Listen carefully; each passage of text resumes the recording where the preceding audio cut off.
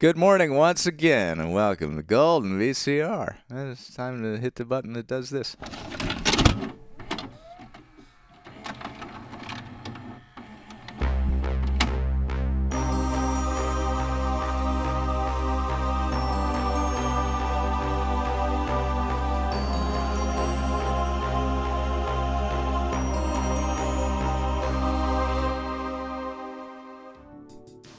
Good morning indeed, everyone. How you doing? I can't believe it's been 11 months. 11-month resub from Chasebook and Green Day. I'm doing great. I'm on the mend. My sickness never got too bad, and I credit positive attitude with that. I could have gotten sicker, but I didn't have a smile on my face and a song in my heart. But I woke up every day with a sore throat, and I sang a song from my heart. That truly made all the difference. I haven't had coffee or food, so I'm going to be off camera for a bit this morning. I figured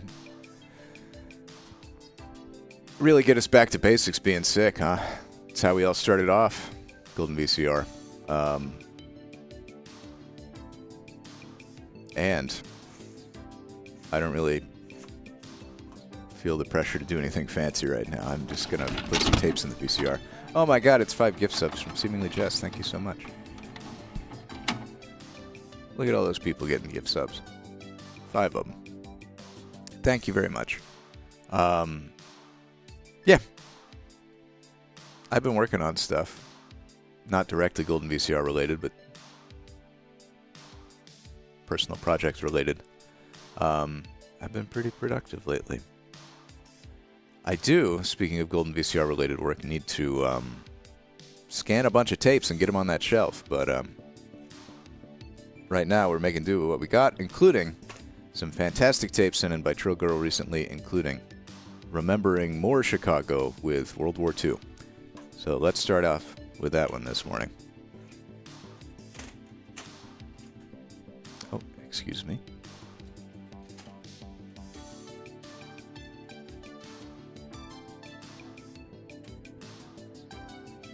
Pearl Harbor. I was sitting on a neighbor. I'm gonna rewind a little bit. The PO box is still closed. Why do you ask? Hypothetically, if the P.O. box were just open, if I said just send in whatever you got, how many tapes would arrive at the P.O. box? That's a key question. I get the feeling that some form of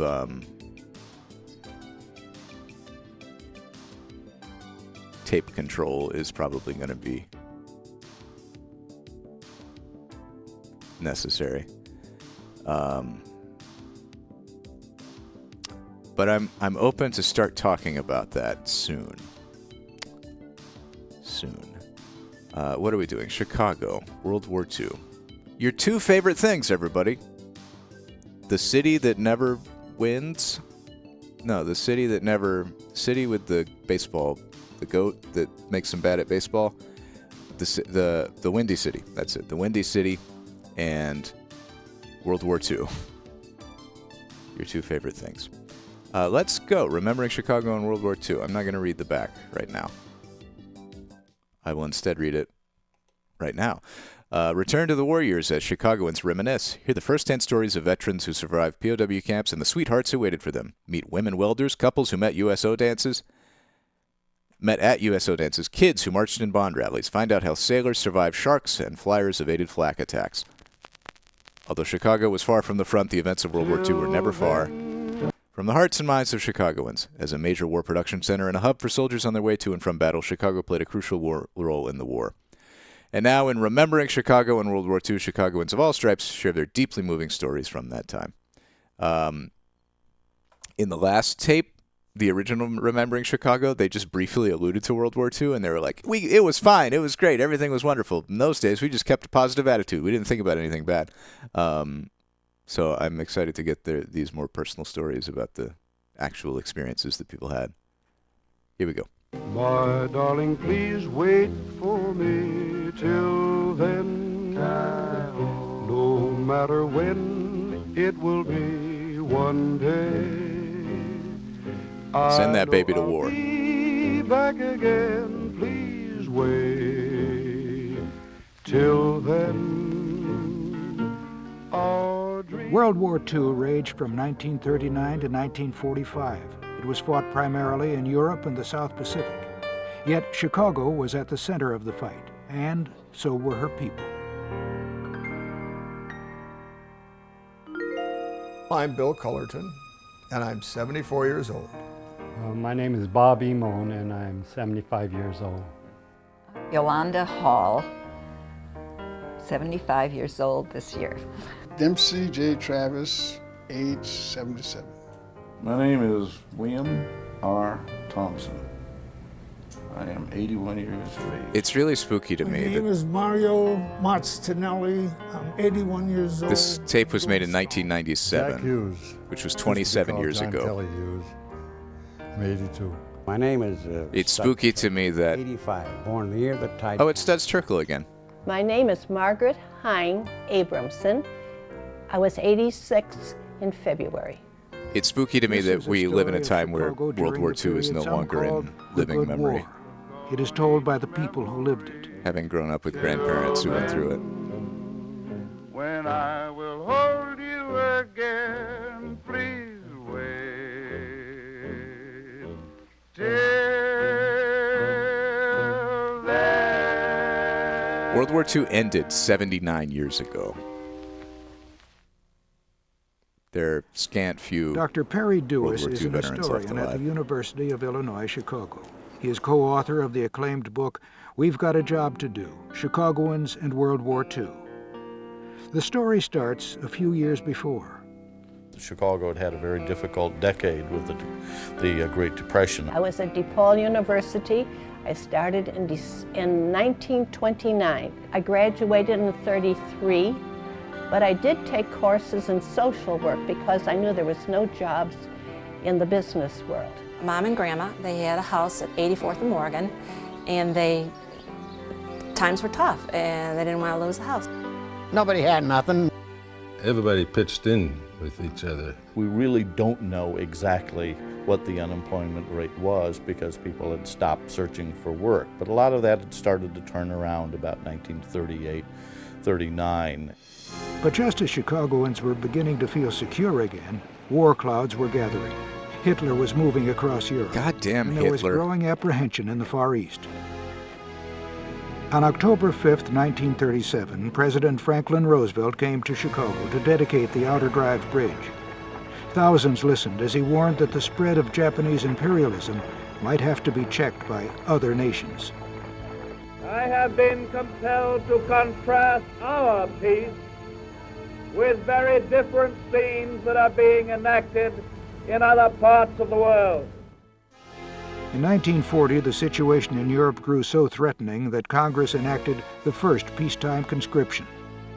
Men were going into the service, and we knew that one of these days it's going to happen. You can never forget that where you were when Pearl Harbor occurred. Being only 11, of course, I didn't know how serious it was, but they were pretty upset on the radio.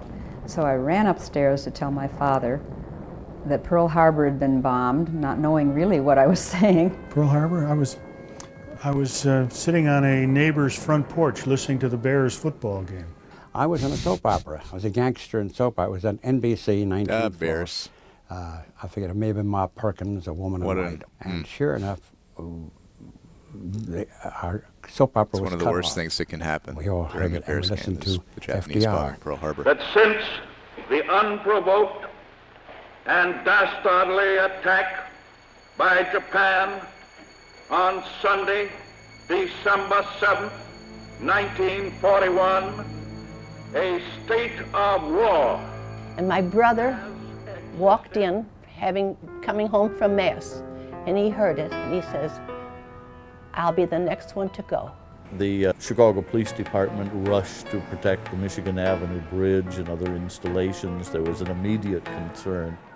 People were coming in and they were saying that Pearl Harbor had been bombed, and you know where Pearl Harbor was. Nobody ever heard about it. I was there. And indeed he was. Mortimer Abramson's family moved from New York in 1927, and he spent his formative years in Chicago. In 1940, he found himself ripe for the draft and enlisted. I wanted to have my choice of the branch of service, and I wanted the Marines. He was training on a ship near Hawaii on that morning of December 7, 1941. As the bombs were being dropped on Pearl Harbor, the ship's gunnery officer ran through the Marine compartment on the USS Northampton and said, "Men, this is the real thing."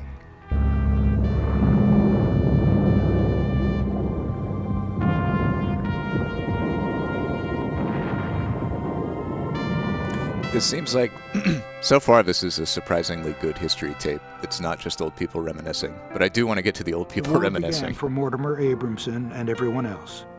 He would soon serve with valor in 13 actions against the enemy and find the love of his life in Chicago. That part of his story later. Hey, 11 months from Sage of Stars. Thank you, thank you. Welcome. We're learning about Chicago and war. In March of '41. Mario Tonelli's story is typical of many Chicagoans at the time. My father I'm going to came to America first. Get some coffee and stuff. I'll be in chat. My mom back home with a brother and a sister. And then after he got established here and got some money and went back, and he brought them all back. He became a gifted high school athlete.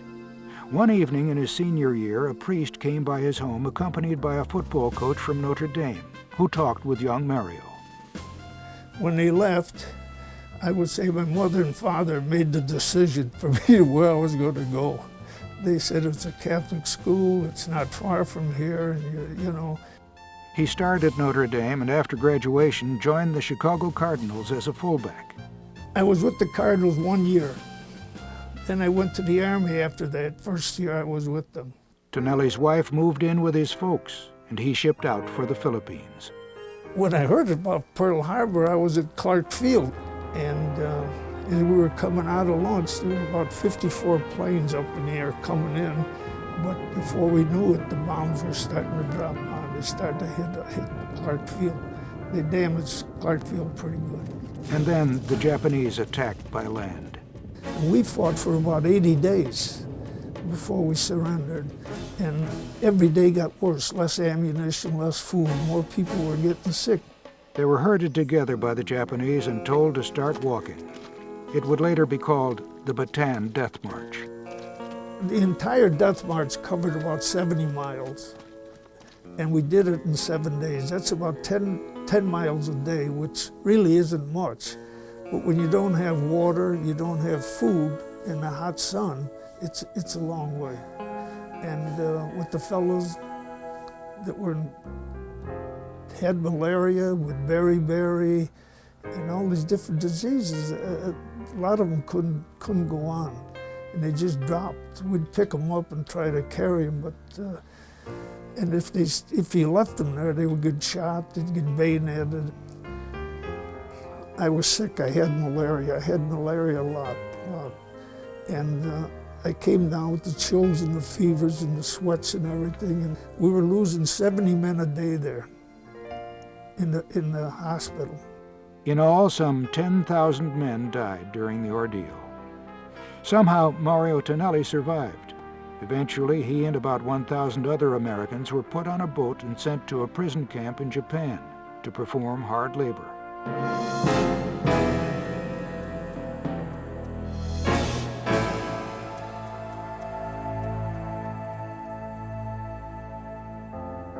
As conditions worsened for Americans captured in the Philippines, things turned ugly for Japanese Americans at home.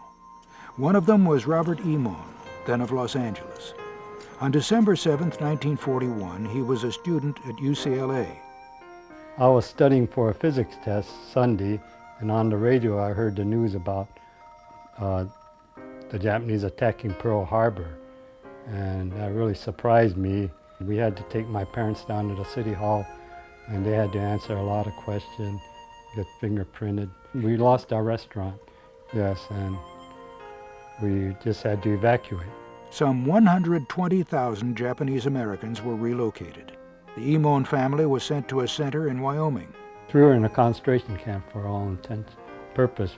They remained there for about 2 years, and then there was a change. They were asking people to leave camp to go out to the city and work or go to school, so we got our clearance, and I left in about April or May for Chicago. There were 20,000 Japanese Americans who were brought in from the detention camps in the desert and were brought into Chicago. Well, the reason I chose Chicago was my sister was living out here, and she already had a place to stay, and she said, come on out, so I left and came to Chicago. And when the people began to be shipped in here in late 1942, in particular, there was some concern about how they would be accepted. When we first came in, they asked, are you an Eskimo? We said no, and we said, I was Japanese American, and they didn't seem to have any prejudice. They wanted to prevent the creation of what people referred to as little Tokyos. And so they were scattered on the north and south sides, kind of a linear pattern along Clark Street on the north side and a few other places. We were loyal. I already registered for the draft. I never felt I had to prove that I was an American. And so in 1945, Robert Emon entered the United States Army and served his country. If Chicago's new Japanese population was accepted without prejudice, things were somewhat different in regard to the city's old and very large German community. People were very suspicious of anyone who was German. The Reverend Thomas Henry serves the St. Paul's United Church of Christ in the heart of what was once Chicago's North Side German-American blue-collar neighborhood. He recently authored a book about the history of his church. There were federal agents who came and sat in on worship services here at St. Paul's Church. And they listened to make sure that nothing was being preached from the pulpit against the United States. The German Americans really were against the U.S. entering the war because they feared that the young men, particularly who would be going from here and serving the armed forces, could well be fighting their relatives in Germany. Jewish Chicagoans were also concerned for their relatives in Europe, but for a very different reason. The Jewish community was very aware of what was going on in Europe. I think if there is a myth, there is around it is that America was ignorant of the Holocaust. That's not at all the case. I think what America wasn't aware of perhaps was the size of the tragedy that was going on. The Jewish community was very active, not only from general patriotic activities, but also in trying to rescue people, in trying to keep the press aware of what was going on. And when called upon, Jewish Americans as well as German Americans didn't hesitate to fight. They still were primarily Americans and saw themselves as Americans, and were very supportive of the United States once the United States decided to enter the war. One man in the congregation who's still here today said that when he enlisted in the U.S. Army, he was asked the question, what is your allegiance? You are a German background, what is your allegiance? And he said simply, I am an American. And that was pretty clear. George Gutterly was born within walking distance of St. Paul's Church. My grandparents, all four of them, came from Germany. I enlisted in September of '42, and I hadn't yet turned 20. My dad had a sign for me because I wasn't, at that time you had to be 21 to enlist. And Mother wasn't very happy with my dad signing, but Dad said, what the heck, he'll go down and enlist anyhow and lie about it. Gutterly joined the Army Air Corps and became a gunner on a B-17. Well, we were flying out of Foggia, Italy, a little town called San Severo, north of Foggia.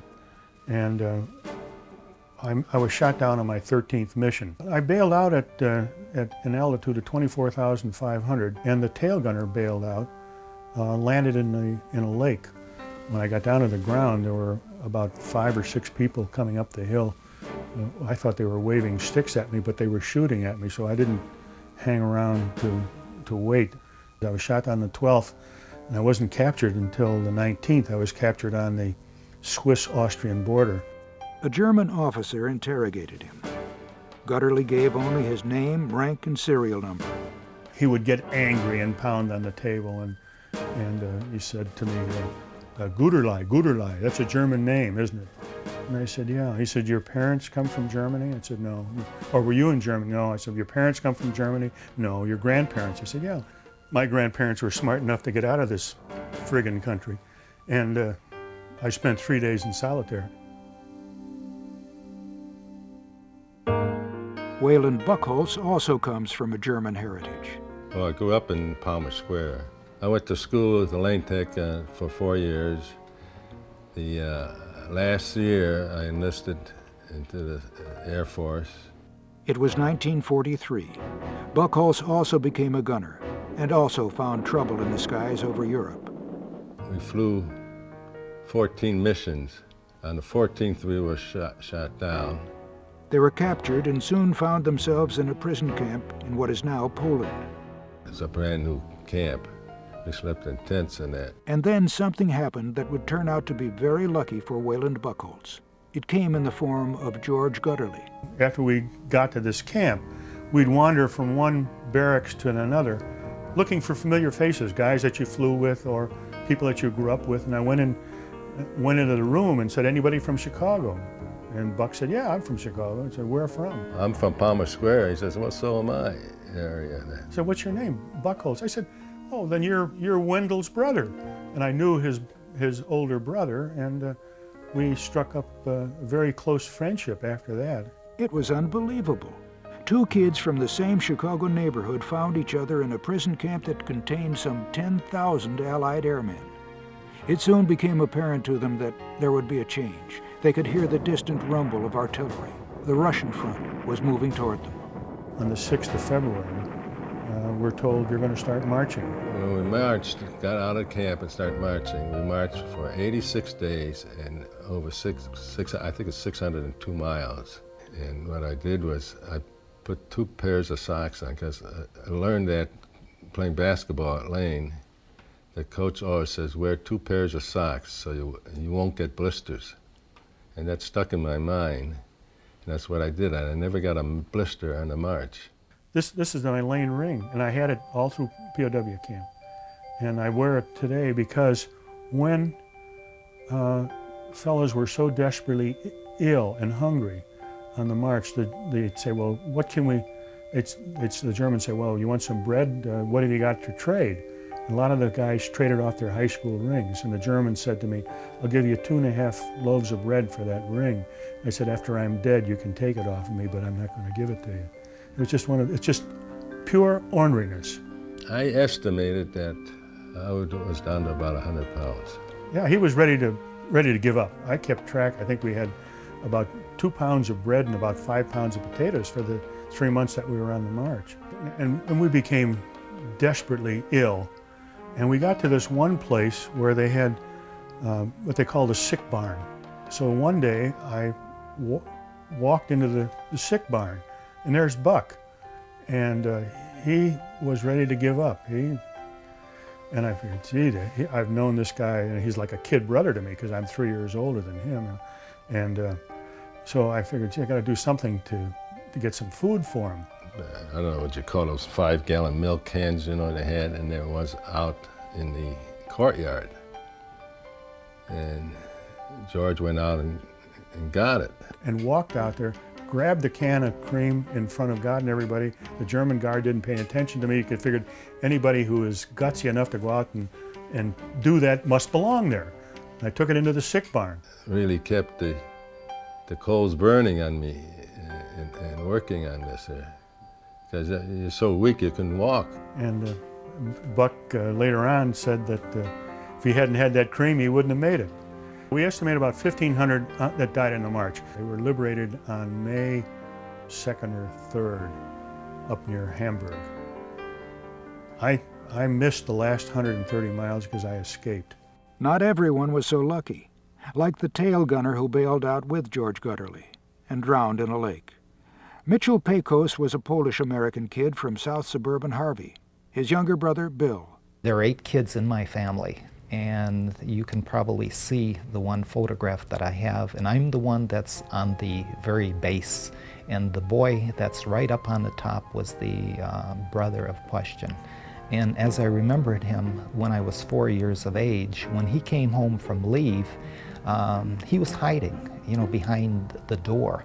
And I quickly ran in, "Where's Mitchell?" Like that, which is a normal thing to do for a youngster.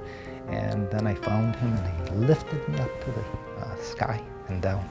He was late teens. I think he probably would have to be late teens, at that time. You have to remember what the crew of the airplane, the B-17, was like. They were late teenagers and early 20. The news of his death was a very interesting thing because it left a lot of feelings within me, because my mother was not willing to accept, that he was dead. And there was some feeling that he may be wandering off someplace in Europe.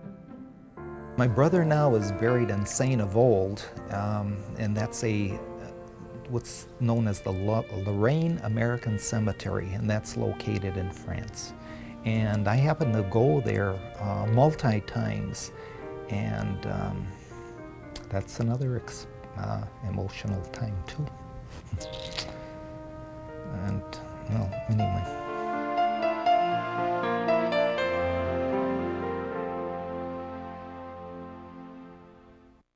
About 400,000 Chicagoans went to war.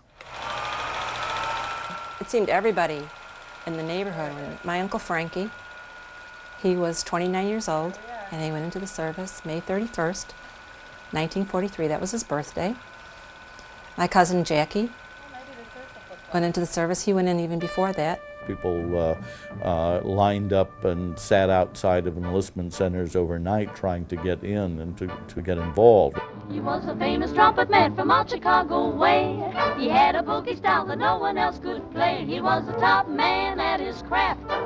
But then his number came up and he was gone with the draft. He's in the army now, a blowing reveille. He's the boogie-woogie bugle boy of Company B. My Uncle Frankie, he must have been on leave before he was going out to California. And that's our front yard on Sangamon Street, and he was teaching us all how to march back and forth across the front yard. And you can see the look on my grandfather's face, the strain. He had just lost his son, and this was his son's boy, his oldest boy that was going into war. The first part of the war did not go all that well for the United States, and there was some fear that we were going to lose it.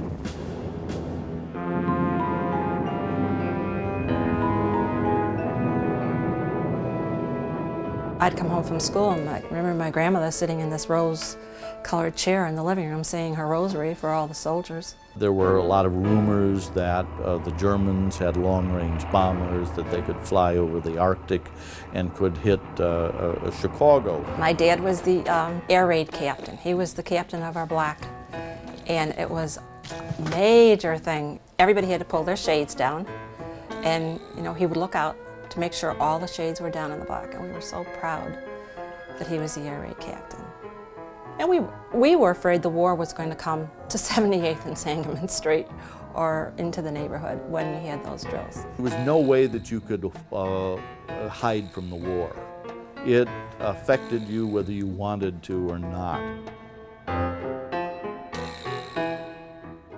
People participated many ways. They bought heroic amounts of bonds. They participated through scrap drives, through trying to collect aluminum and rubber and paper for the war effort.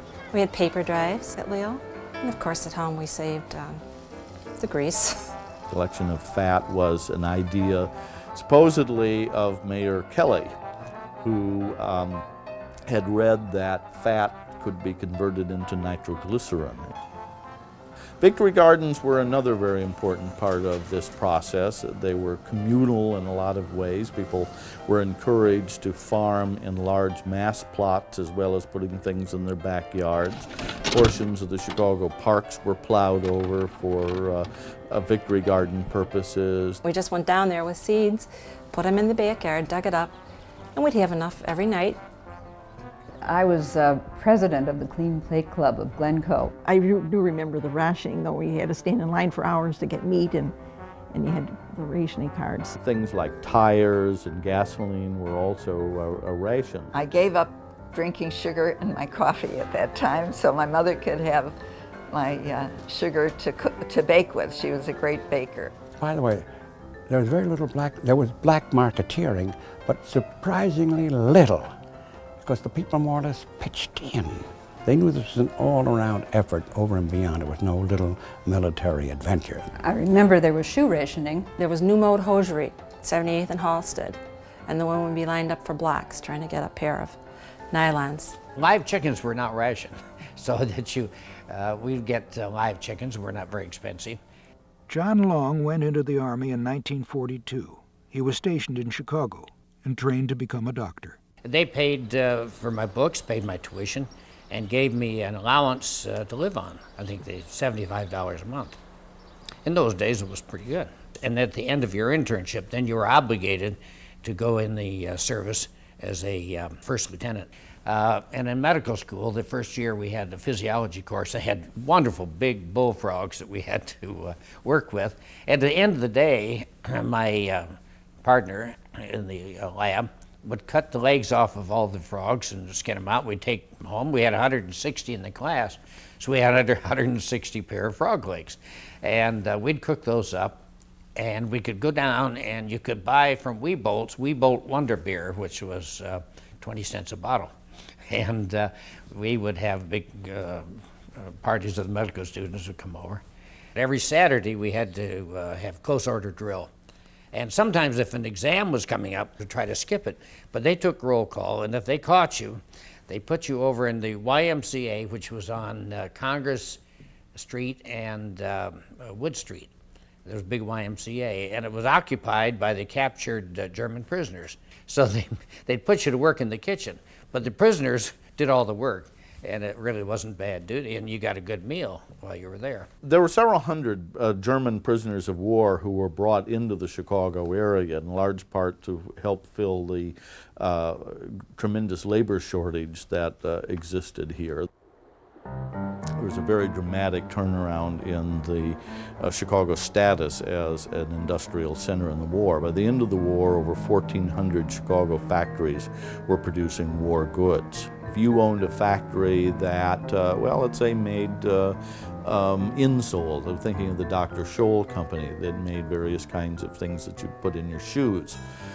This company was suddenly banned from producing their regular product, so they were put to work making parachutes instead.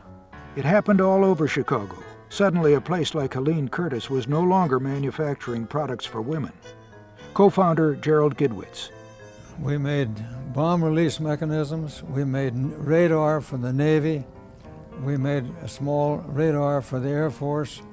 We made gun turrets with 30 caliber machine guns on them. It was clear that the industrial expansion soon depleted the ranks of the unemployed in terms of the usual laborers, particularly white males. And so what you did was to find ways to expand that workforce. Some 60,000 African Americans came from the South to Chicago to work in the war factories and became a very important part of the war effort. I knew there were a lot of women working in factories, like Rosie the Riveter, my neighbor now, worked at the Ford plant, which was then an aviation plant. Yolanda Hall was one of them as well. Her parents were Hungarian immigrants who arrived in Chicago in the depths of the Depression. They found work and raised and educated their children. Yolanda and her husband Chuck were married just before the war broke out. We discussed about the importance of winning the war against the Axis and defeating fascism. And we agreed, since we had no children and he had the experience of fighting in Spain, that he should enlist. And so a week or so after Pearl Harbor, he enlisted and he left on January 12, 1942. I enrolled at Lane Tech and took a course to become a tool grinder, which was a skilled job. She enrolled because she wanted to do her part in the war effort. Soon she found work at Bendix Aviation in the Westtown neighborhood. And I became the first woman to go in the tool room. The maintenance department and the tool room were men's preserves. And they would do things like hide tools on me and give me misleading information. And then at night, my father and my uncle would help me read blueprints, and I would get sort of extra coaching from them. So it wasn't before long that I could do my job pretty well. And I must say that the guys in the tool room turned around quite a bit. And eventually they voted for me for steward of the department, and later I became president of the union local, so the guys were, you know, they were willing to learn.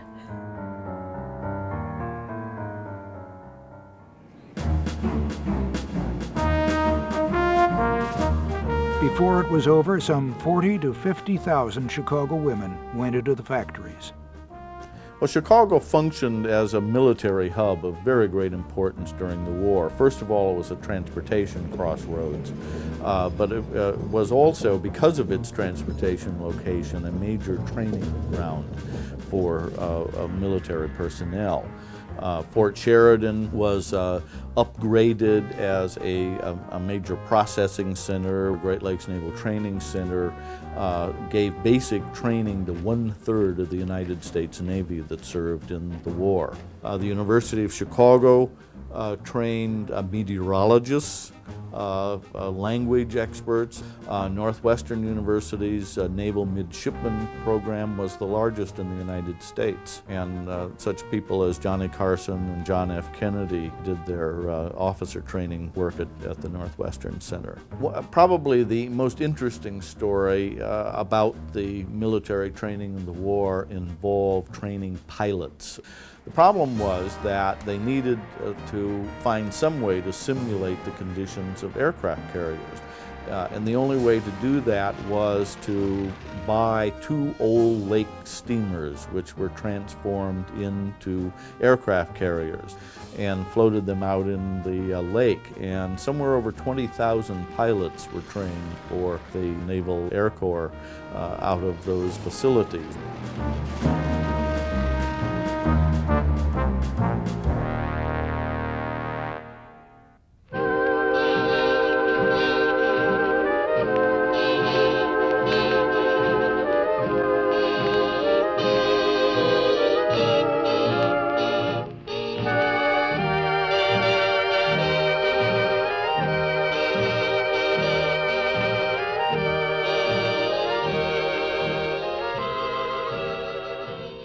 You had USOs in the Chicago area, but the servicemen centers that were operated by the Park District were really more important in terms of the number of military personnel who were served.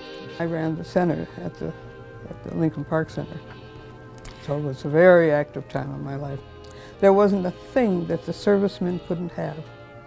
They had entertainment tickets anywhere they wanted to go. They had food, they had lodging. Some of my girlfriends and I would bake cakes and go down to the USO and dance with the fellas or help them write letters, things like that. But the kids from small towns were really the ones that appreciated what they found in Chicago. The center and the auditorium theater, by the end of the war, had served nearly 25 million meals to military people passing through.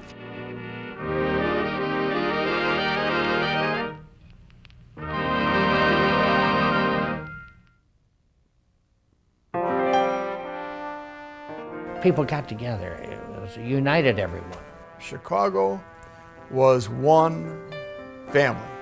There was no question that the country was united And that's because it was serious business, very serious.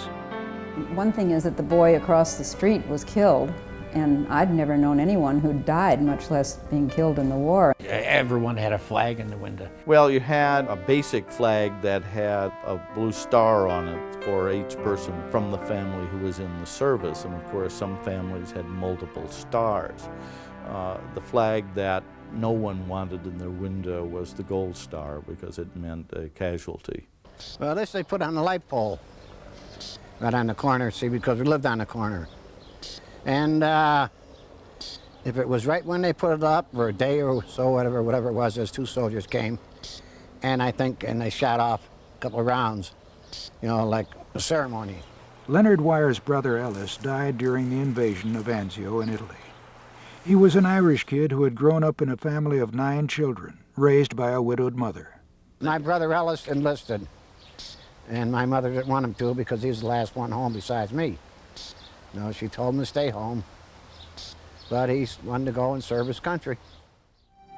Well, got the news, and I know she's all broken up over it. I remember my mom when she was laying in bed crying away, and kind of got killed, and had the priest over praying for her and all. You know, mothers don't raise kids for stuff like that. In his yearbook and for school, somebody wrote in it, to a guy that could fight with no hands. I mean, he was, I'm sorry, he was, nice guy.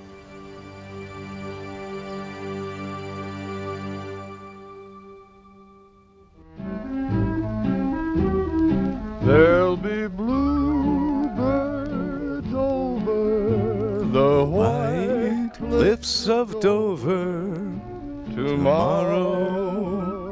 Just you wait and see. I guess they couldn't get violin. Human drama was being played out on the south side of the city at the campus of the University of Chicago. Chicago was, of course, the birthplace of the atomic age.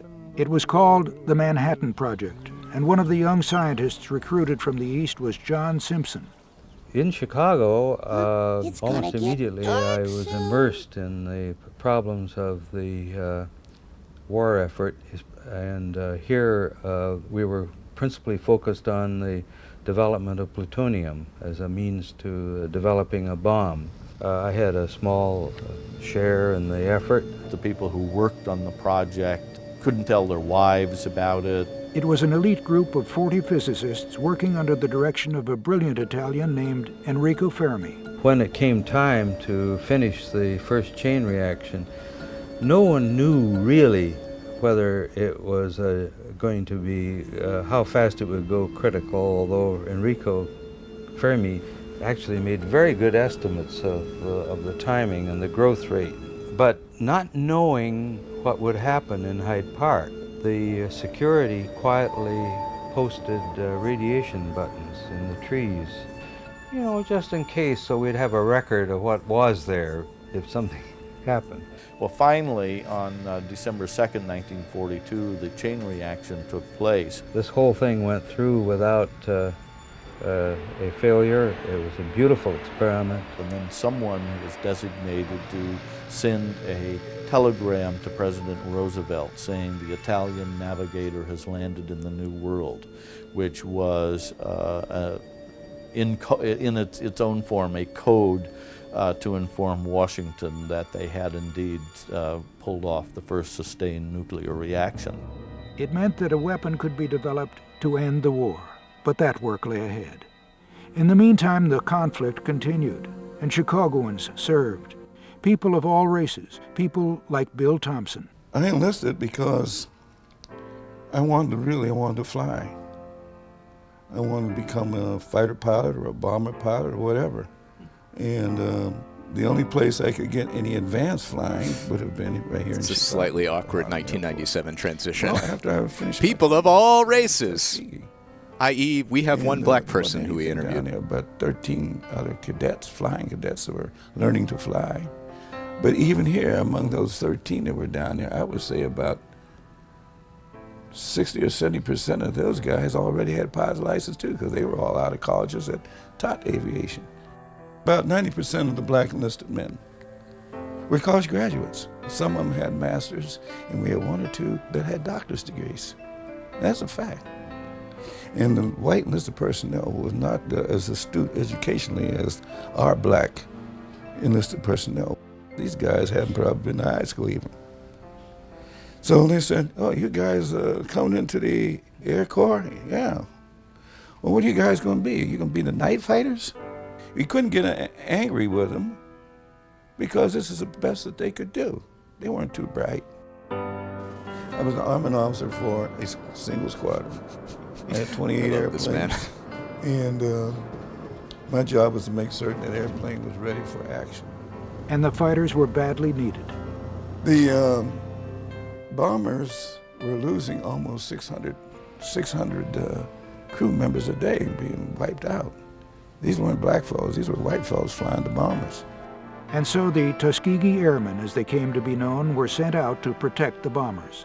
We'd rendezvous with them, take them to the target, and bring them home. For a while there, we shot down as many as 12 and 13 airplanes a day. We were interested in two things. First of all, they wanted to fly. The second thing, we were hoping that through our achievement, we'd be able to come back to America, and America would say, welcome home, fellas, you know, one of those things. But it wasn't like that. When we got home, the prisoners that were here were getting better treatment than we were.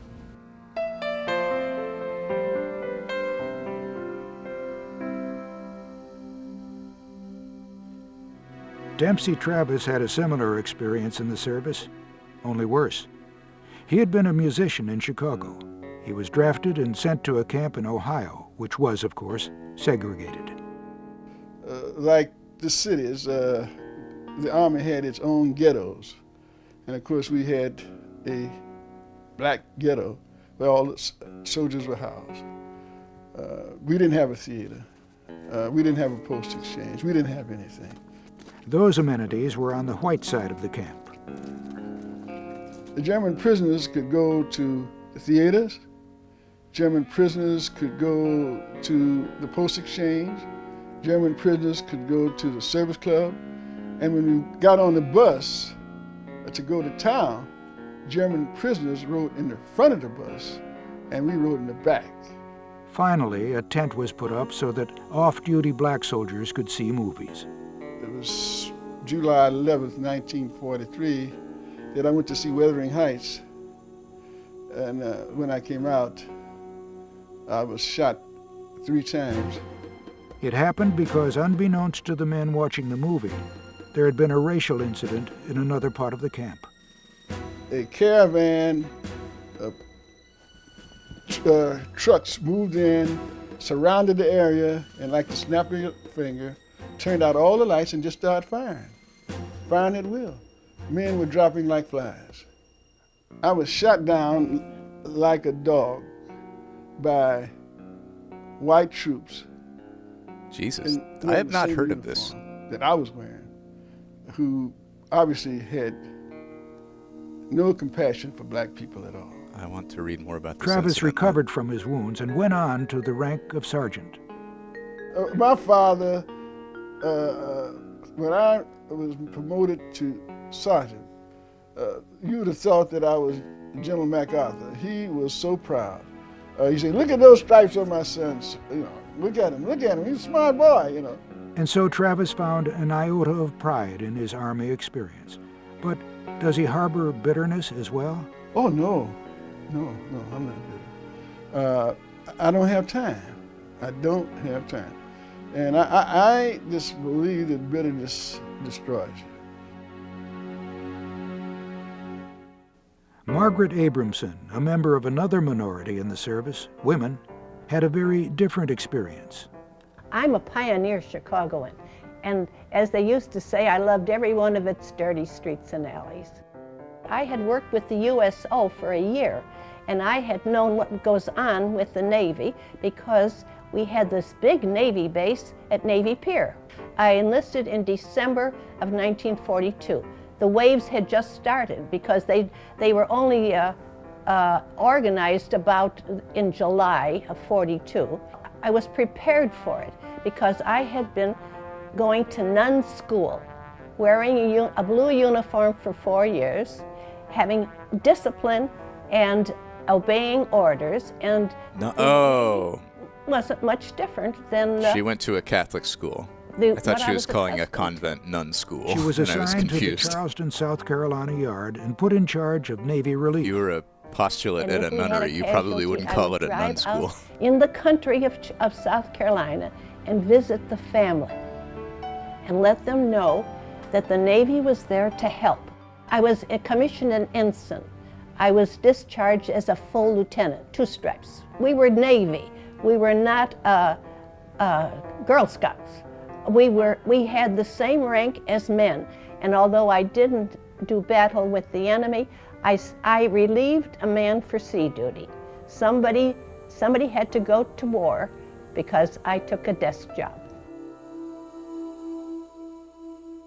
I mean, wars are generally fought by the young, and this was no exception. One of them was Bill Cullerton. Like any young fellow, at that time I guess I was 18. I was determined to get into the Air Force. And eventually, a couple of months later, I got called in. His sweetheart lived in Oak Park, Elaine Stephen.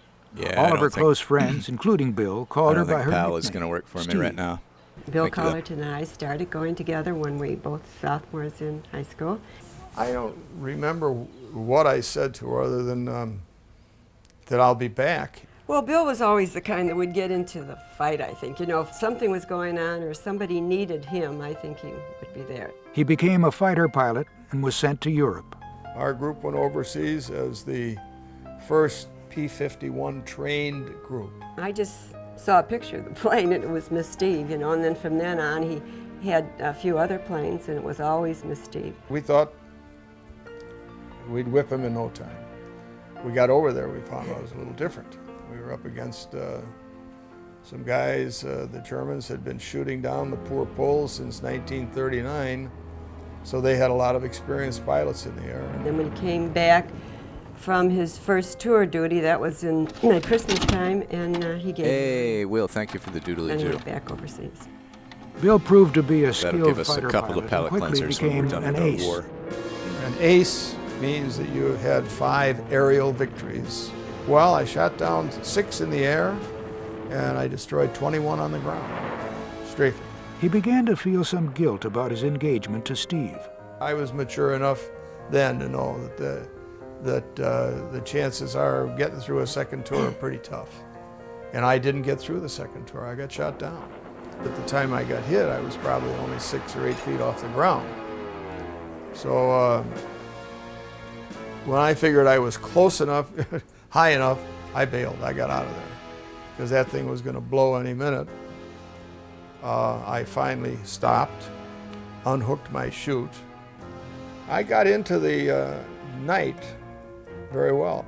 I spent the next several nights moving across southern Germany. I went to the Fenwick High School, and I still credit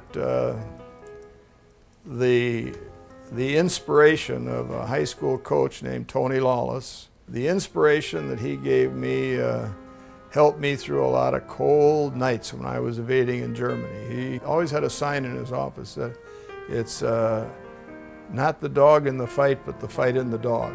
He made his way toward the advancing American army. But then, in a small woods, he stumbled upon a group of retreating German soldiers. The leader, probably a lieutenant or whatever, he took my gun, a .45, and he did speak a little English. He put the gun in my belly and he said, "For you, the war is over." And he shot me. The first telegram was that Bill was missing in action, which was, of course, just terrible for everybody, and his folks were terribly upset. I remember coming to in a hospital room, and there was a fellow leaning over me, and I was Catholic, am Catholic. I was wearing a crucifix. Well, this fellow spoke a little bit of English, the doctor. He was, as it turned out, not only the doctor, but he was a Jewish fellow. He said, "There are no priests here." I said, well, I understand that. He said, you're shot in the liver and you're going to die. You're bleeding to death. I didn't believe him, and I knew I wasn't dying. Cullerton was right. But the hospital was run by the German military, which left him still in grave danger. Then, in the dark of one night, the doctor helped him escape. I was wounded pretty bad and couldn't get around very well. So I worked my way to the edge of town. I found a culvert, and I decided then I'm going to spend the war here. And I got under the culvert. And pretty soon I can hear the American tanks coming and hear them coming. They established right away that I was an American. I was wounded. They were ecstatic. They found, they were actually liberated a guy. They rescued me. He had been shot down, he had been critically wounded, but he came home. I love Chicago. I did then, and I do today even more. When you talk about coming home, it's a true homecoming. It was really a homecoming. Well, of course, it was absolutely wonderful. We all were broken up, and his parents were there too, and his sister. It was just a wonderful time. I got home, couldn't wait to see Steve. And as soon as we got together, I found out that we're going to get married in a couple weeks. So she locked me in a closet for 2 weeks, wouldn't let me out, and we got married. The war caused Jack Hughes and his sweetheart Rita McHenry to hurry their wedding plans. They decided to be married in Evanston before he joined the Air Corps. During the time he trained to become a B-17 pilot, Rita became pregnant. Then it was time for Jack's last visit home. Well, it came the last call for the train. We were lingering, and I gave hugs to everybody, and particularly to Rita. And because she was pretty pregnant. And I was going to miss the birth. And I was pretty sad. And I said, no, this is the last kiss. When I walk down that ramp, you'll all be here. I ain't going to turn around. I was afraid to. But there would be one more goodbye.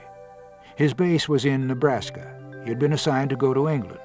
It meant he could fly over Chicago on his way. He called Rita at home. I should come over to your house in Evanston at about 2 o'clock in the afternoon. I said, that's what I'm aiming for. By the time I got down to Central Street and Prospect Avenue where they lived, it was right on the treetops. Right on the treetops. As I got up there where everybody could see me, and you just did what pilots always did. You waggled your wings. I kept waggling until I was out of sight. And that was a goodbye. I flew 10 missions over Germany, and we had a few incidents. On his 5th mission, his bomber was badly hit with flak. So we decided that there was just no sense of flying an airplane that was going to maybe explode. We didn't know. So the best way to put the fire out was to ditch it, so we ditched. Into the North Sea. The next day, the high-speed launches found us, took us into northern England. So much for that. It was fine. We got back to the base. We got a 5-day ditching leave in London, and then you're back to duty. On his 10th mission, they were hit again, this time over France. The crew bailed out. I free fell all the way, from the 22,000 down to about 1,500 feet. It was pretty quick, because after I pulled the chute, I hit the ground. That was close enough. They were rescued and hidden by the French resistance, who got them to the Pyrenees and an escape route to Spain. And then we walked 25 miles inland, and we climbed over the Pyrenees by foot. Eventually, Jack Hughes made it back to England and the United States. I said in the telegram, you are invited to a homecoming party at Chicago Municipal Airport, 5:05 p.m. tomorrow. They were all there. I mean, the first time I fed the baby and held him in my arms. Well, it just You come back from the dead and here all of a sudden you've got new life in your hands. It's quite an experience. Jack Hughes and his beloved wife Rita were married for 56 years. She died in December of '96. Rita was a great religious woman, and while I was overseas, maybe after I got shot down the first time, she made a retreat at St. Athanasius Church, novena to St. Jude. And that day she promised St. Jude that if I could come home, she would say a rosary the rest of her life. And never missed. Over 60,000 times. And that's one of the nice memories I have.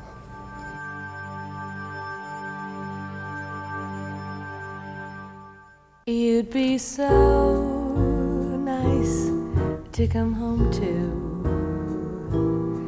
You'd be so nice by the fire, while the breeze on high sang a lullaby.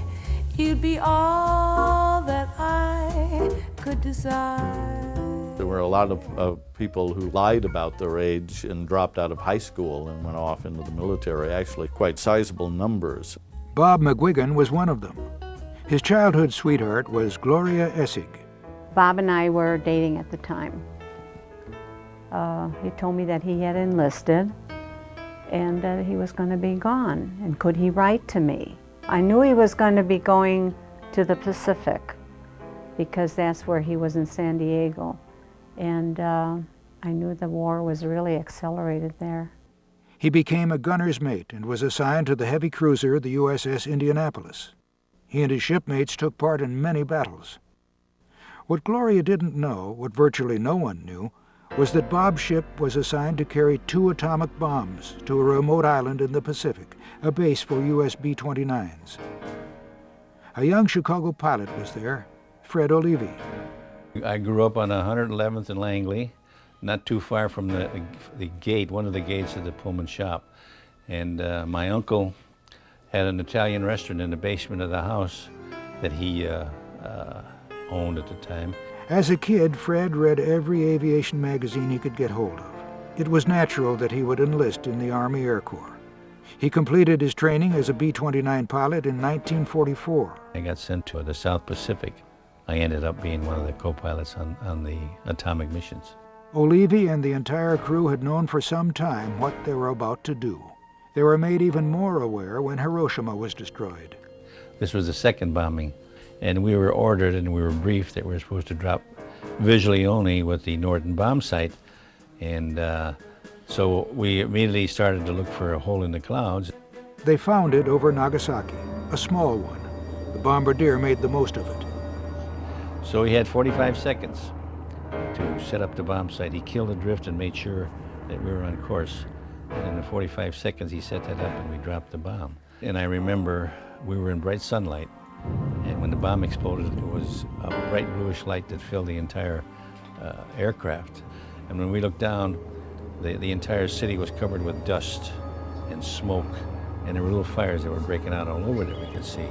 And of course, out of the center of the city came the telltale mushroom cloud that is associated with the atomic bombings. But I'll never forget the cloud itself, because it was such a memorable thing that, again, I'll never forget it. What a chilling thing. Neither will Mario Tonelli, the former Chicago athlete who survived the Bataan Death March. When we were in prison camp, to know that when you press one button, you're going to us destroy a city and kill 100,000 something people. about this thing that took everything, just burned everything out, you know. We thought they were reading Buck Roger books. And the next day, This tape is, I like this tape. It's done a really good job of capturing the When the war was over, the horrifying and the we had such a harrowing big and celebration. We got some toilet paper and threw, you the know, on the street, heartwarming, and celebrating the end the of the difficult war. things about this period. The downtown area was just loaded with people, wall-to-wall people.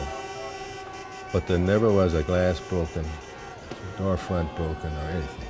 I was just glad the war was over with. It was the end of all of those sort of frightening things that had been going on. So 2 of us girls were Catholics, so we went to church.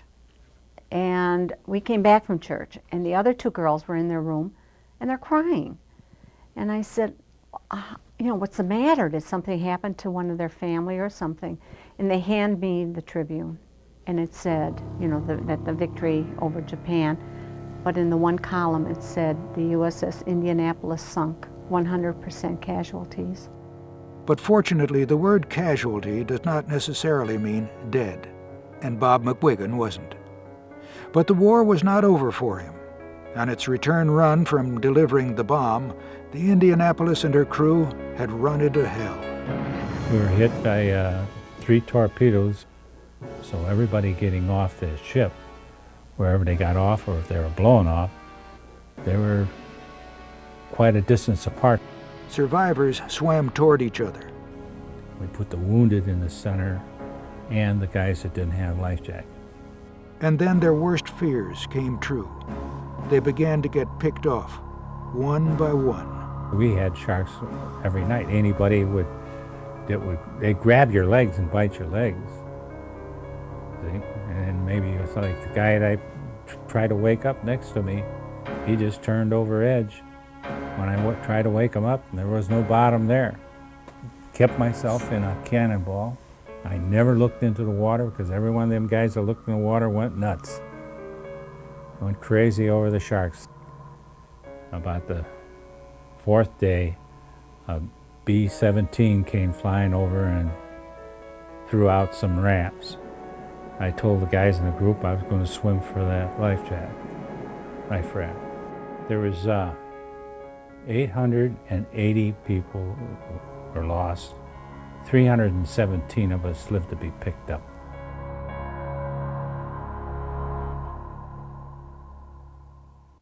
It is estimated that by the end of the war, the average Chicago block had 7 people in the service. Now, most were coming home. When you came towards the harbor, you could see that Statue of Liberty there. I tell you, that's a sight to behold. When I got down to the gangplank in New York, I kissed the ground. Let me tell you something, the flag is a symbol of freedom. And I remember when I first saw it, I started to cry, you know. I took the North Shore line onto the elevated train and came home on a streetcar. I guess the old man almost passed out, you know, when he saw me. They were home, and that was good. But was it the good war?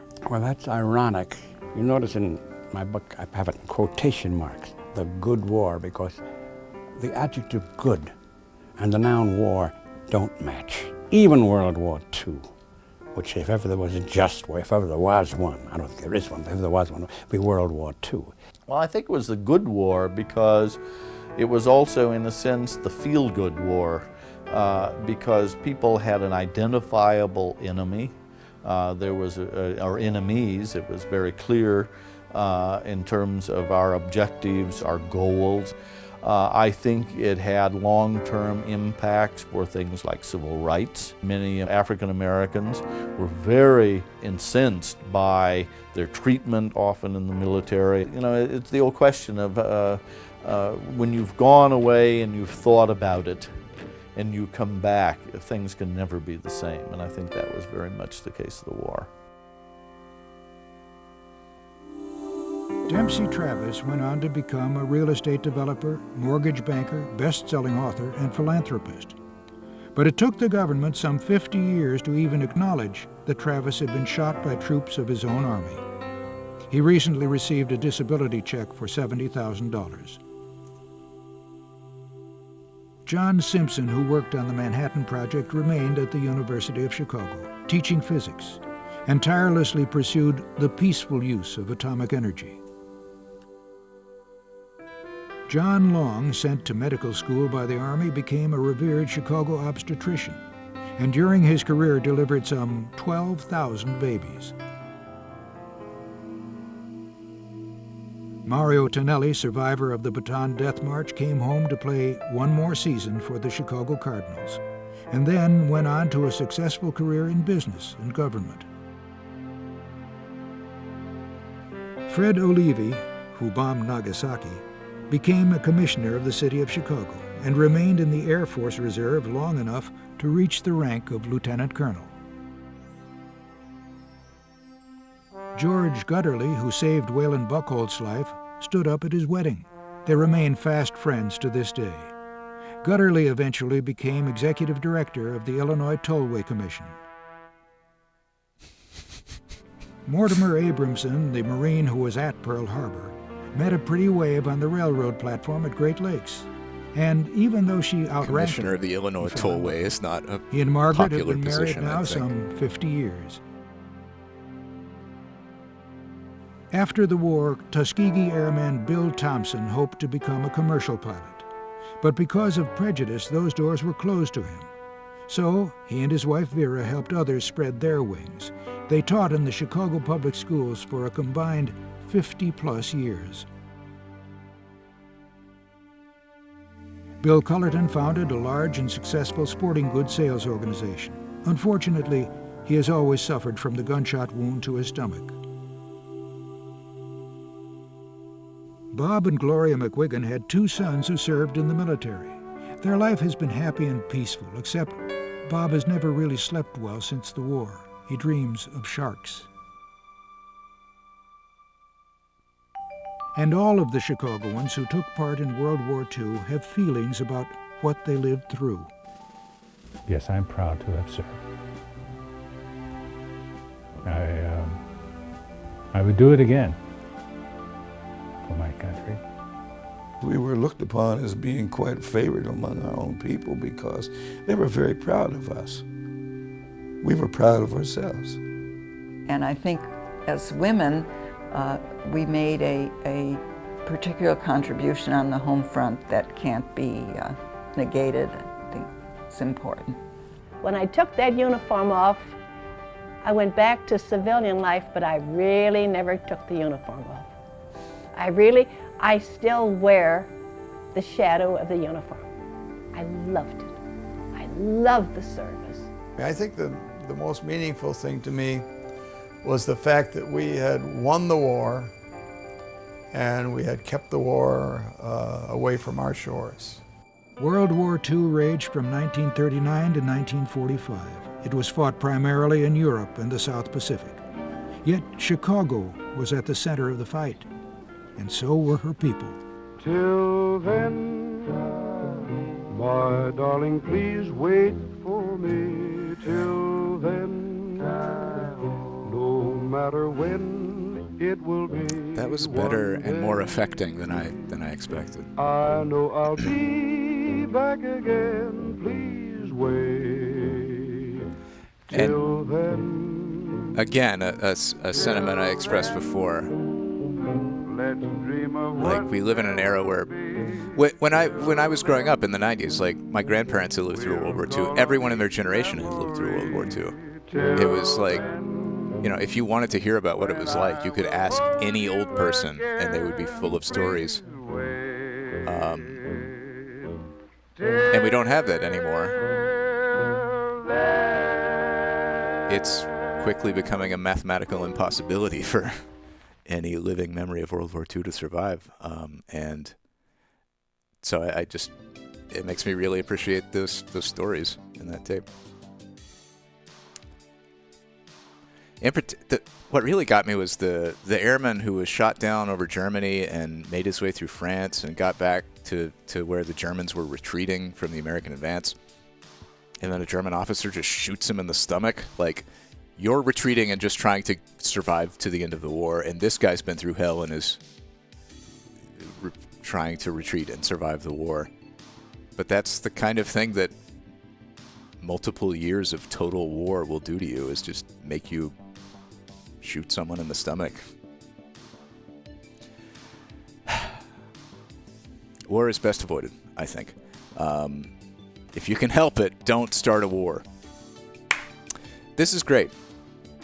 This was a great tape. Thank you, Trill Girl, for sending this in. I promised we would do something uplifting and fun to balance out our war.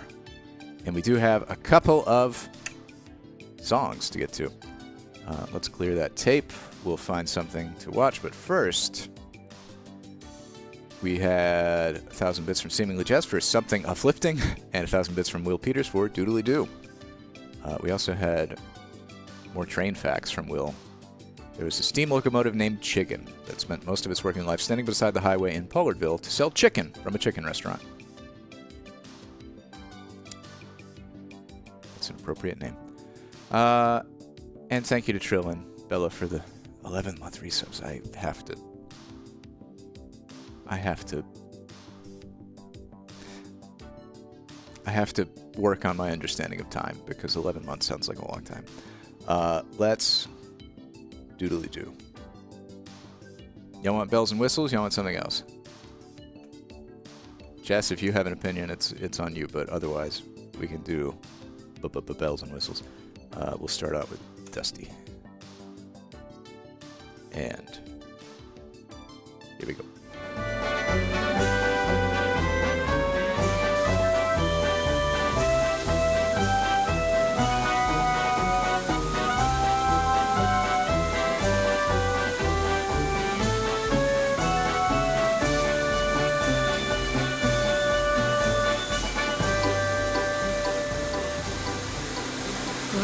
There's leaves and trash and paper and cash, they left it all in the gutter. So along comes Dusty a-singing this song with a chuckle, a snort, and a mutter.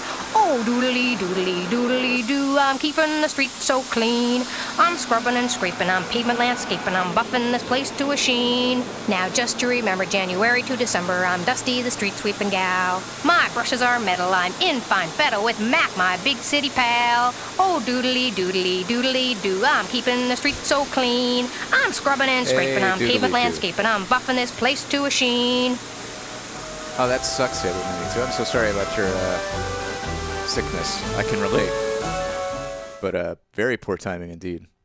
I hope you power through it and feel okay and get to enjoy it anyway. In fine fettle, it means you're like doing good. You're in good health.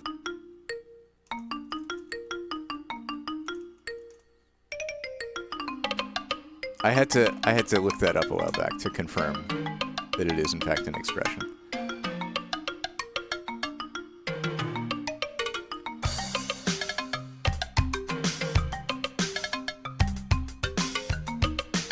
Fettle means condition or state or trim, like I'm in good trim.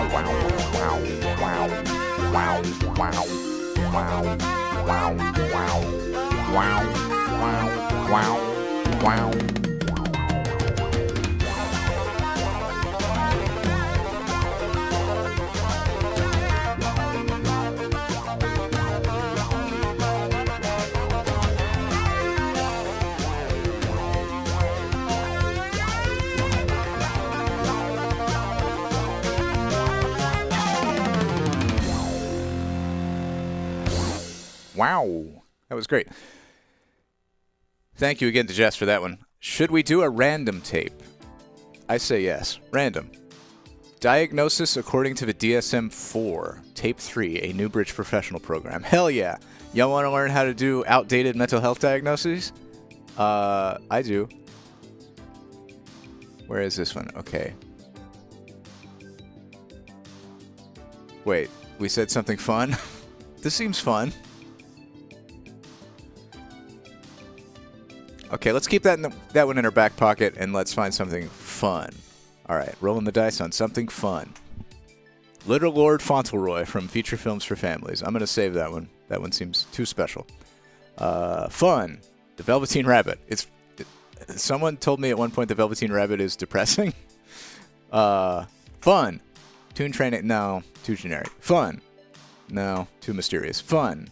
We know what that is. Fun. No. Fun. No. Fun. No. Kids plus fishing equals fun. That has fun in the title, and it's a Joshy D contribution. That seems like it will be fun. This seems about as far from World War II as you could get. All right, be right back. Normally when I get up to get a tape, I do this, and then you can see me going to the shelf. I could instead just leave the tape up here. Whatever. It doesn't matter.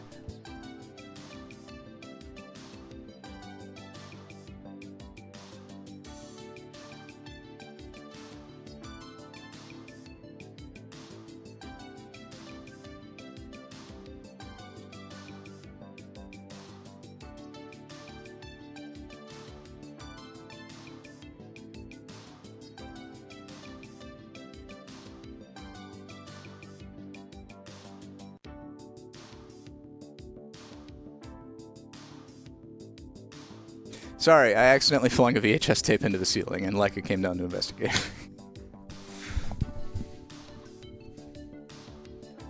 Yep. I just hit the ceiling with a tape. It's fine. I was really excited about getting Diagnosis According to the DSM-IV off of the shelf. Why do you make that face? Well, I know we're on the DSM-V now, but it's not like DSM-IV, like, considers being trans a mental illness or anything like that. What? Oh no. Okay. DSM-IV is like not. What are the no longer mental illnesses that are considered a mental illness in DSM-IV but not in 5? I thought we were. DSM-IV is from like the 2000s. This is from 1994. There was nothing regressive happening in the 90s. Okay. Well, anyway, it's time for Kids plus Fishing equals fun. Who doesn't love kids or fishing or fun?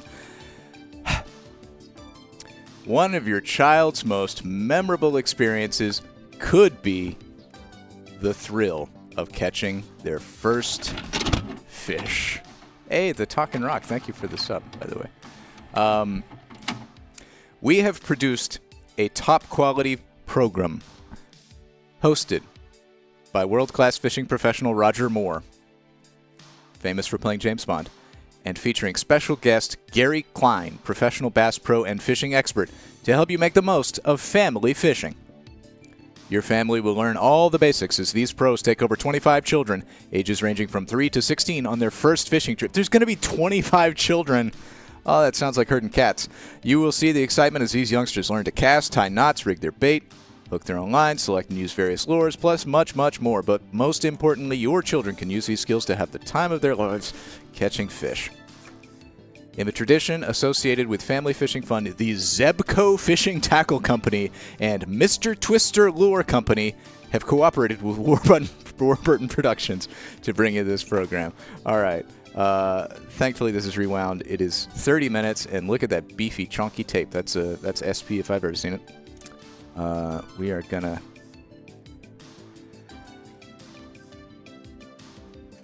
gonna enjoy this, I think. It's from 1987, sent in by Joshy D. Kids plus fishing. What does it equal? Fun.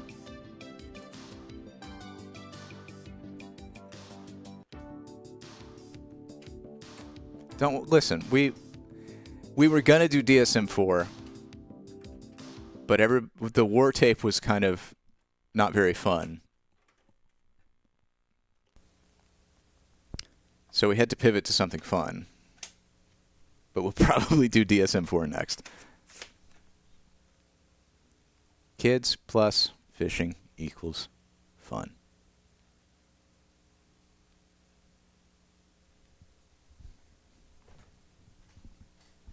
Warning. Oh.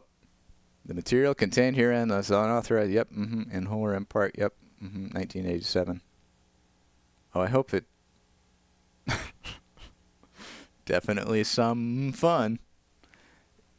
This one had fun in the title, so we had to pivot to it. Scimitar video.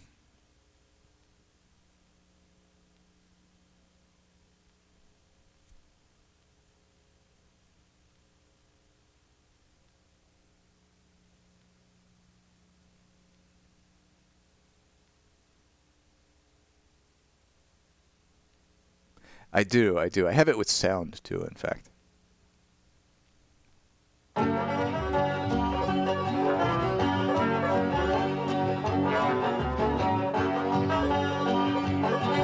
Y'all ready to fish?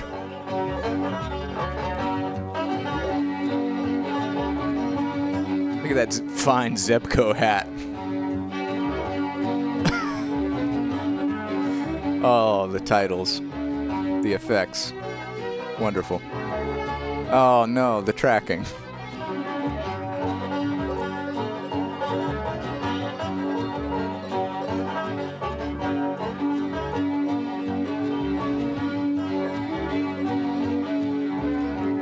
Okay, kids, we can have your attention for a minute. We're going to spend a few minutes here talking about fishing, about some instructional methods. Then we're going to give you some individual casting instruction. And then we're going to move over to the pond, and we're actually going to go fishing, and we hope we're all going to catch a bunch of fish. We've got some people helping us, and I want to introduce them to you. First, we have a Mr. Doug Harbor. Doug has been fishing, hunting all of his life, avid fisherman, and he's going to help some of you kids, and we single off into little groups now. Doug, I'd like for you to stand up and let the kids see you. You bet. Okay? There you go. Just holding a child like a rag doll. Next, we have a Mr. Gary Klein. Gary is from California, been hunting and fishing, I guess, since he was 4 or 5 years old, all of his life. Grew up with a rod and reel in his hand. He is a national professional bass fishing champion. Gary is sponsored on the pro staff of Zebco. And Zebco, as you see, has put all these rods and reels here for us to use today. Gary, come on down here. We got a pretty good chore ahead of us. God, today, I love the don't we, classic kids? wood veneer folding table you know, just set up in the middle of Doug, a I think we're going to riverbank. be able to really help these kids. I think there's a few things that the kids need to know before we put the rods in their hand and send them off to the pond to go fishing. And one of the things, I think one of the important things is to watch littering. Now, when we give you kids these rods, we don't ever want you to litter wherever you go fishing, whether it's a public lake, a pay lake, or a big private pond on a friend's farm, something like that. Don't ever take anything out and leave trash laying around the lake. And when we get through here, and you get these rods and reels, and you take them out of the packaging, be sure and take all the paper and the trash and put it in the back of the pickup truck. Now, Gary, what do you think is another thing that's really important as far as when these kids go out fishing? Well, Roger, one thing that we might want to add is safety. Safety is something that we should always be thinking about. One thing today, we're going to be fishing with a lot of live bait. We're also going to be using some artificial lures. So kids, we have to be real careful when we're casting. Be aware of who's behind you and how you're flinging your outfits out there, because those hooks are sharp, and what they get caught in you, they hurt. They're awful, awful painful. And let's not forget, probably the most important thing. I don't care how good a swimmer you are, you can't swim if you're knocked out. And when you're fishing around a pond, and remember, some of the best fishing you can find is real close to your house, a little farm pond. Everyone that lives in the big city can't fish a little farm pond because it's on private property. So if you've got a friend that's got a farm pond, you can probably catch all the fish you want right there. But try to remember this. Even if you're a good swimmer, when you go fishing, always go fishing with a buddy, a friend, a parent. Fish with someone else and wear a life jacket, especially if you're around a river where there's current, or if you're someplace where you're in a boat or you're on a bank that's rather steep, anything like that. Because if you fall in the water, you just see it every day in the paper. Extremely dangerous to be around the water without a life jacket on. Something else, Roger, that I might add is that every time you go fishing or you plan an outing, be sure that somebody knows where you're going and what time you're due back in. That's important. Let someone know where you're going and when you're going to come back. Now, as we finish these things, we're going to move to another area a little ways, and we're going to break you up into groups for some individualized casting instruction. As Gary mentioned, it's very important that you learn how to cast correctly. And that's what Gary and myself and Doug are going to do, is show you the proper way. If you learn right, then you've got it right the first time. Practice doesn't make perfect. Practice makes permanent. Perfect practice makes perfect. Okay, now I want you kids to come down here and each of you get a rod and reel and take it out of the packaging, put it in the truck. Yeah. Let's go for it. Let's go catch it. Ask CZ, VHS Fitchy. Licensed to fish. Beautiful.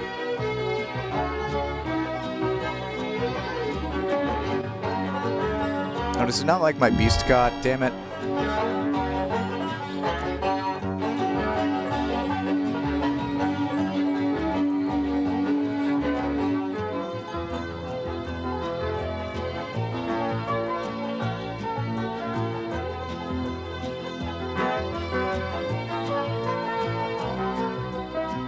Okay, Lindsay, this is the rod that you're going to be using today.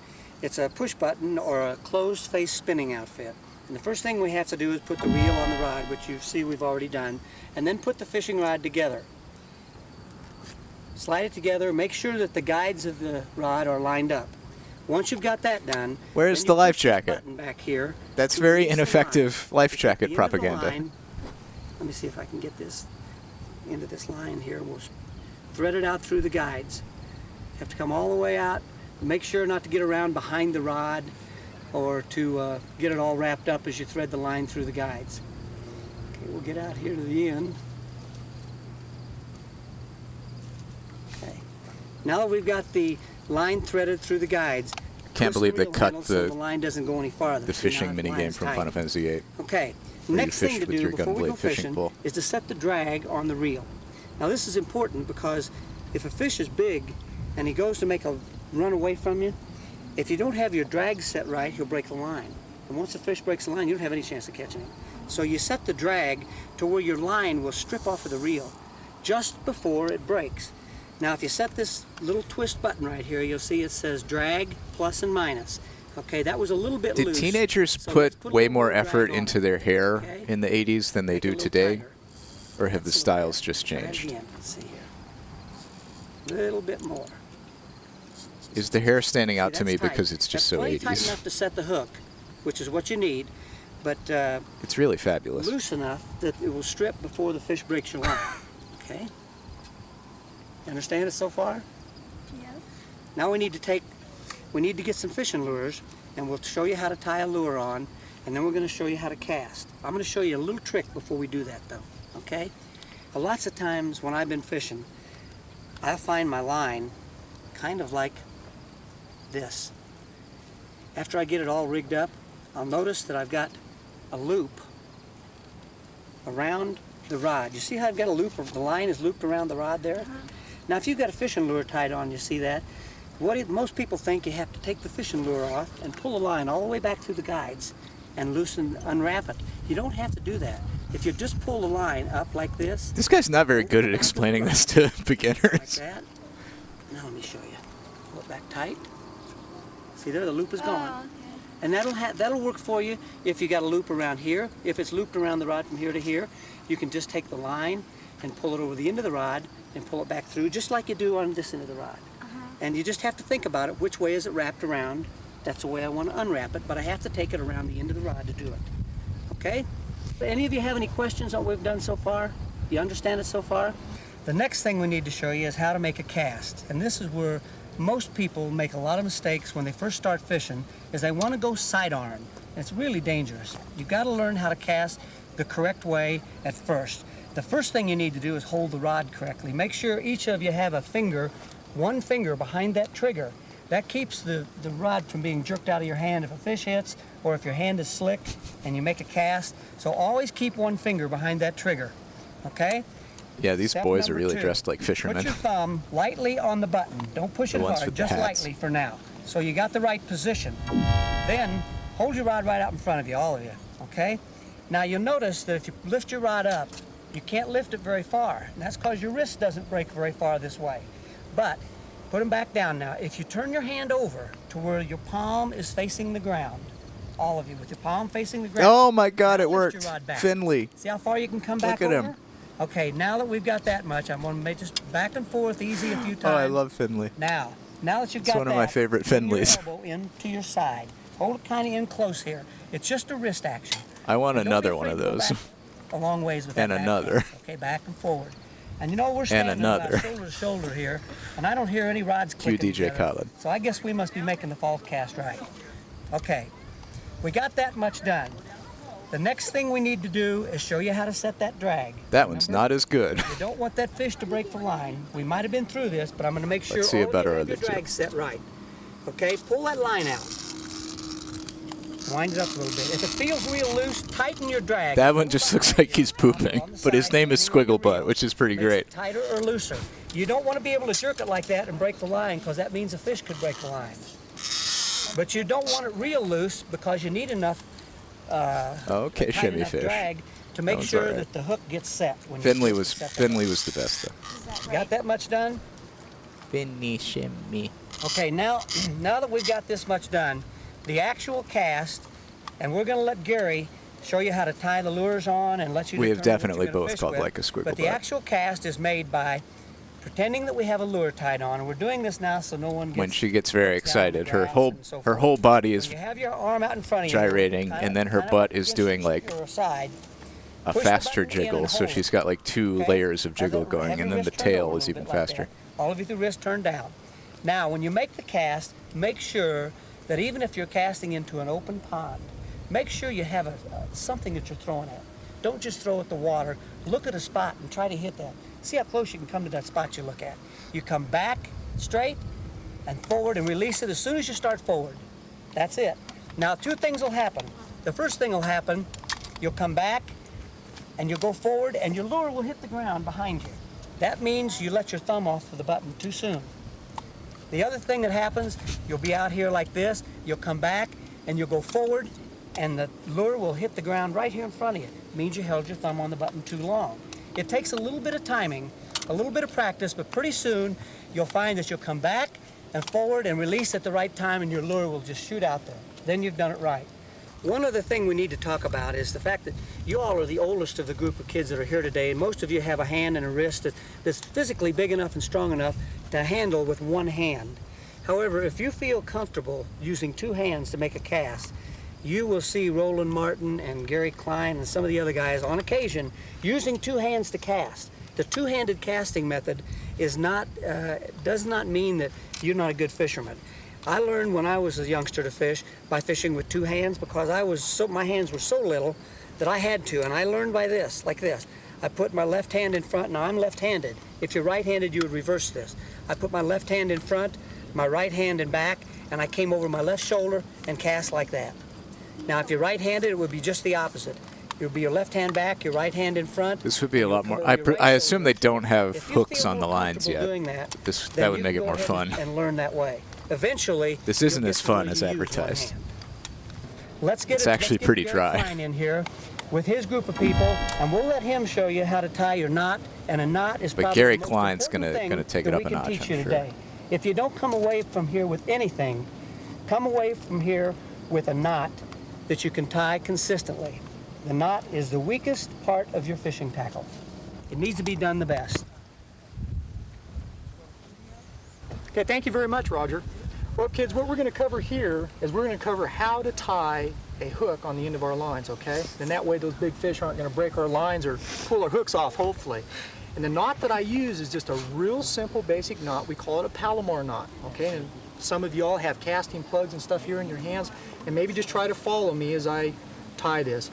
All we're simply going to do is take the end of our fishing line and go back through the eye of the hook or the artificial lure that we're going to be using. We actually want to go back through the eye twice, okay?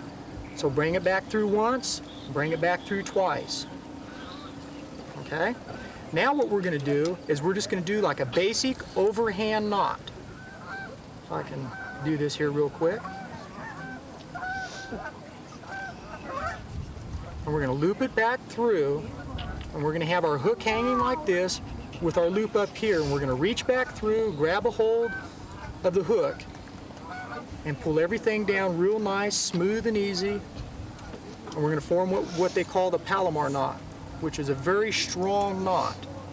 Okay, and it's a real easy knot to do. You have to spend a little bit of time practicing with it. It took me quite a long time too.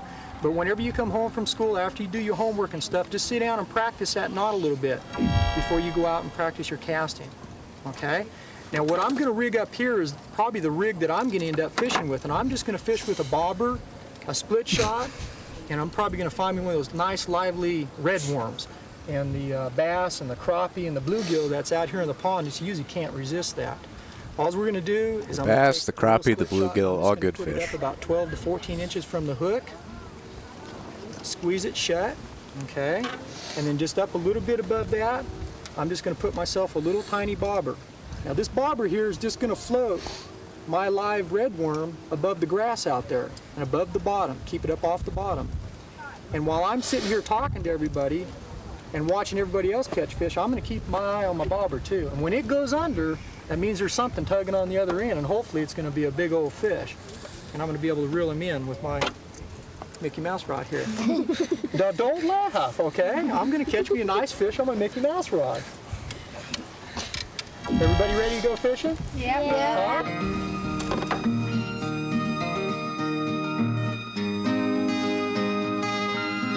Ooh, fishing montage.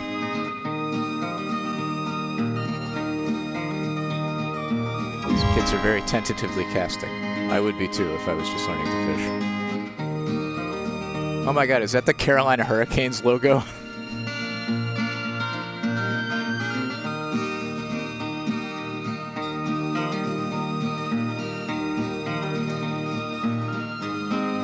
Oh, Whisker Boat. I love Whisker Boat.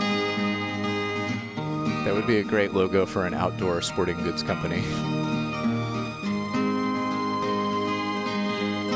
From Portland.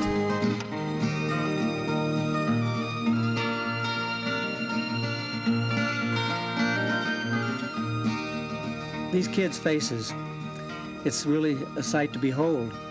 The expressions, it's genuine, you can tell. They're really excited, they're really having a good time. I just can't impress upon myself how important it is to Those are some take great a rainbow youngster suspenders. and see them catch that first fish. That kid is rocking that look. It's an expression that'll stay with you the rest of your life. I can almost close my eyes and remember back when I started fishing. It seemed like it was so important, every fish, like it was the only fish I was ever going to catch. And I was interested, I guess, from the time I put my first hook in the water until today. I still maintain that enthusiasm, and I can see some of these kids have that same type of enthusiasm that I had when I first started fishing. That's something that will grow with them the rest of their life, and today we are really starting some new lifetime hobbies for some of these youngsters. And most of these kids today, as you look out here, you would expect it would be all boys, but it's just pretty much the opposite. I think probably of the 15 or 20 kids here we've got today, I imagine 15 or so of them are girls. It's This says over 25 children. That's for sure. And they don't This box mind lied putting to the me. worm on their hook. That surprised me this morning when we first started out. They just dug right into those boxes and pulled the worms out and started putting them on the hooks. As a matter of fact, I think the only one of the whole group that was a little bit reluctant to put a worm on the hook was one of the boys. So the girls are into this. He's shaming one of the boys for not wanting to touch the worms. Please name him. Reel it up a little bit. When I read the pros take over 25 children on their first fishing trip, I imagined that they would be in a boat, like 25 children on a boat, You want me to show you how to take it off or the a hook? flotilla of small boats here you piloted by children. Trust me? Huh? Let me see this hand. Give I me guess this it's more hand. manageable if they're just unsure. Now take her. I'm gonna hold him so he can't get you. Trust me, it'll be okay. Put your thumb right there. Now see, he can't move when you do that.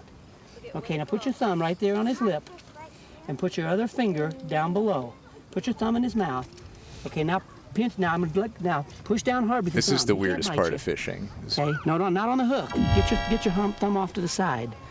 Okay, get your thumb off to. No, get it in his mouth a little farther. Now push. Now hold on. Hold on to him. Hold on to him. Now I'm gonna let go. There you go. Now hold him up so he can take a picture. There you go. We had a doodly-doo and more Okay. bells and whistles. Now we're going to take the hook off. Okay. Now I want you to do this. I want you to give me your pole. Indistinct child Give me your moaning. pole. Okay, now put your thumb in his mouth again like I showed you.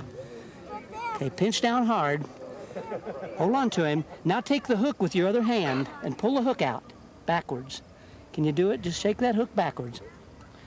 Hold on tight. Oh, tight, isn't it? Here, I'll help you a little bit. There you go. Huh? How's that? Now, what do you want to do? You want to keep him? You want to throw him back? Keep him. Most of the kids Let him today are die. fishing with live worms. I want to eat him. But I see a few of the youngsters are starting to pick up some of the artificial lures we've got and tie them on. And I think maybe it'd be interesting to go to Gary now and let him talk to us a little bit about a selection of artificial lures.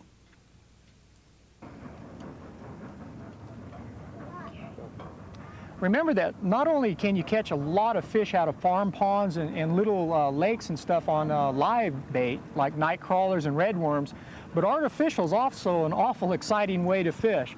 And really, the artificial baits that we make today just copy Mother Nature's creatures, like this little jitterbug. It's supposed to look like a little frog gurgling across the surface. Old plastic worm, it doesn't look like one of the real ones, but it wiggles in the water pretty good. And these lures that we use primarily for largemouth bass, and they really add an awful lot of excitement to your fishing, and you can catch some awful big fish on those.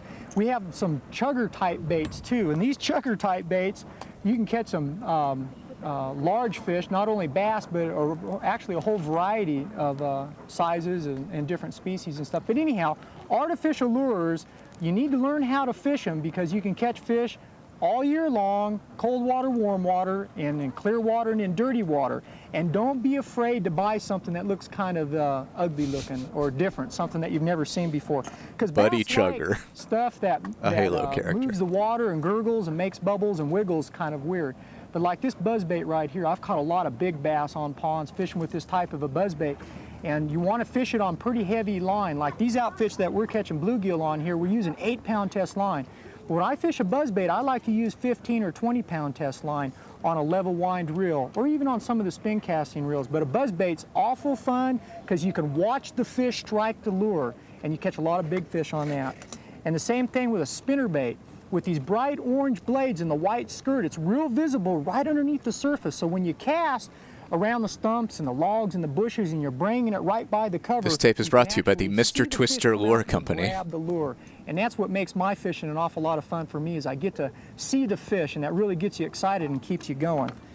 Another lure that we use an awful lot, especially on lakes, is like a little plastic worm or a grub. And we usually throw this on 6- and 8-pound test line. We can fish it in real shallow water. We can fish it in real deep water too. We catch a lot of smallmouth bass on it, spotted bass, and largemouth bass. So a little grub like this works pretty good at sometimes also. And probably the last but not least is a crankbait. A crankbait is something that almost everybody has, and it's easy to fish with. I didn't really grow up fishing, but I remember being a little kid and seeing like my grandpa's tackle box and all the lures in it. Reel it in.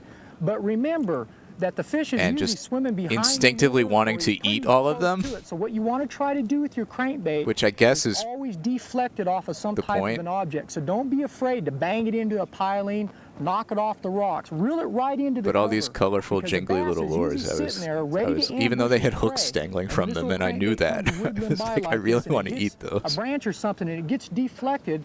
That makes it look like it's wounded, and that's usually when the fish will grab it. I guess we all, Artificial lures is an awful fish are exciting pretty way to fish. distant relatives to humans, but we have some things in common. We started out fishing this We got more morning in common with into the fish than we pond do with in the shallow trees. water, and it was a little bit muddy up there. And as you can see, we've moved Tree down don't to the want to dock eat area a now. dangly thing, And this but is a fish something that does you'll and a notice when man you take does. Kids fishing to a pond. If there is a dock on it, that may be about the only cover in that pond. That means that the fish in that area, in that little pond itself, will migrate to that dock because that might be the biggest source of cover, and that'll be the best place to fish. We mentioned earlier today about the importance and the necessity of children wearing life jackets whenever they're around the water.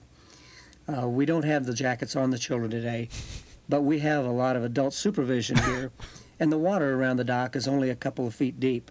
Certainly, if we were in a situation where there was any danger at all, we would have had life jackets on them. I got one! I got one too!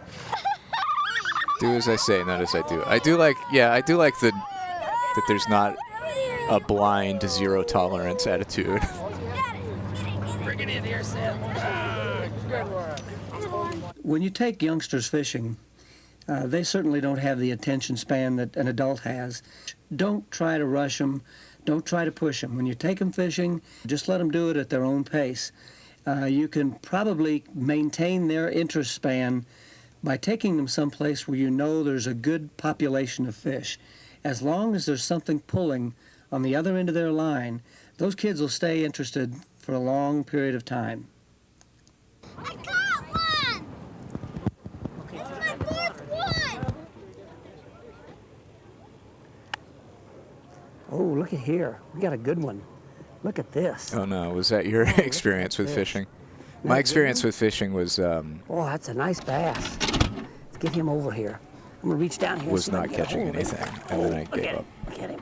for life. Oh, Hey, Green Day, boy. thank you Ain't for the that pretty? 5 gift subs. Huh? Oh, that's a nice bass. He'll weigh about 2.5 pounds. Good eating fish. Get that lure out of his mouth. Look at that little lure. You know, I guess maybe I've fished all over the United States, and I probably fished with almost every lure that's ever been made. And as far as I'm concerned, they just don't make them any better than that Mr. Twister. That'll catch all kinds of fish all over the country, all the time. Is he delivering a product endorsement to this child? Don't you think? Okay, you want to take him, and we'll take him over there. Can you carry him over there and put him in that live well for us? Yeah. There you go. that. Get a hold of him right there. Take him over that live well. Praise be to Mr. Twister. Join me in prayer, son. Oh, there's one right there. You got him. All right, go ahead, reel. Is he still on there?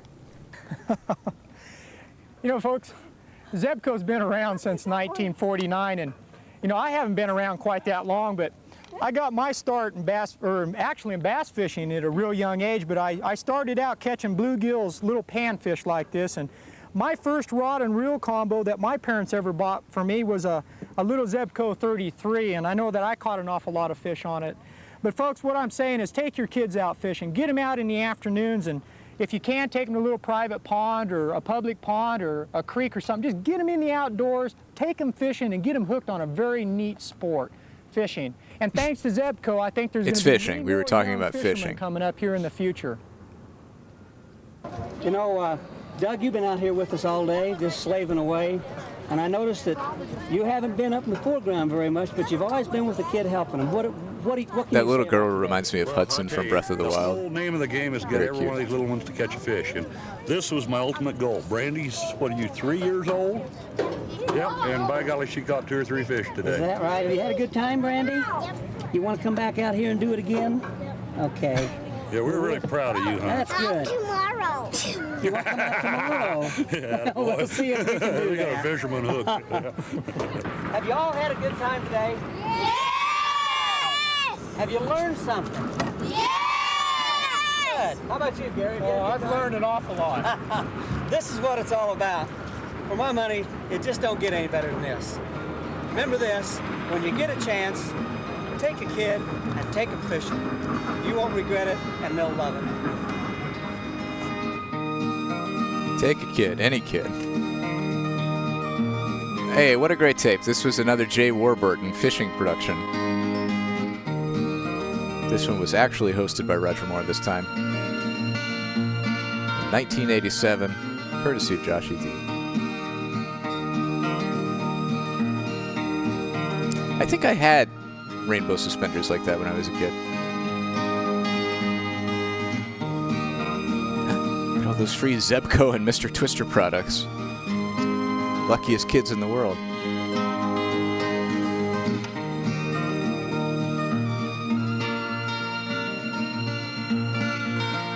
I do like that they included the part where they told them not to litter as they handed them a bunch of stuff in packaging. It's a good reminder. Don't unbox your fishing pole at the river and just throw the packaging into the river.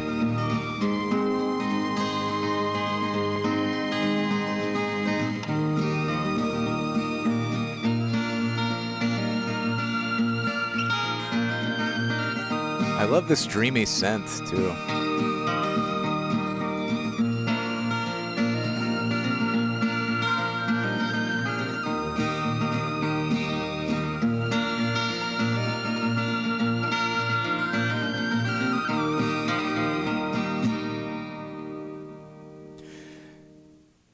Hey, that was kids plus fishing. What does it equal? Fun. Yes, thank you to Josh E.D. And it's a bummer he couldn't be here for this one, but I did need something fun and lighthearted in between Chicago and World War II and Diagnosis According to the DSM-IV. Let's do it. Am I missing anything? Nope. This one's 58 minutes. It is tape number 3 in this series, Diagnosis According to the DSM-IV, a Newbridge professional program.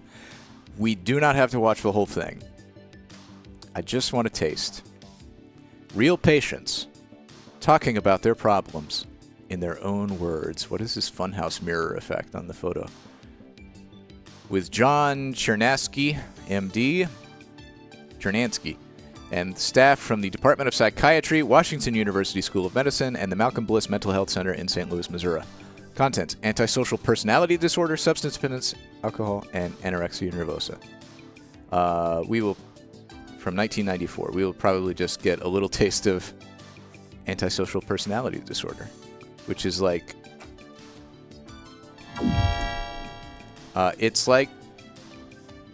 it's the one where you like do crimes and you don't give a shit or something. Anyway, let's learn from the DSM. Oh.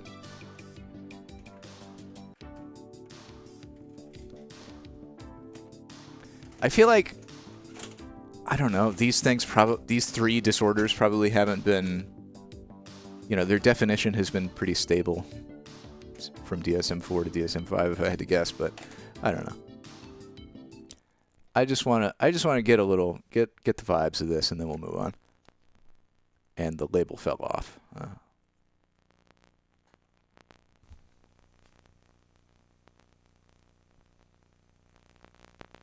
It is probably just going to be boring. Yeah, Tommy Troutman tomato tossers.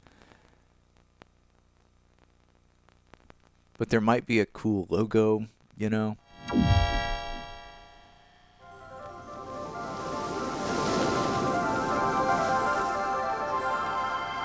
What did I tell you? A cool logo. Yeah, private health insurance companies ruin everything they touch. They are a plague upon society, if you ask me. Diagnosis according to the DSM-IV. So imagine you're on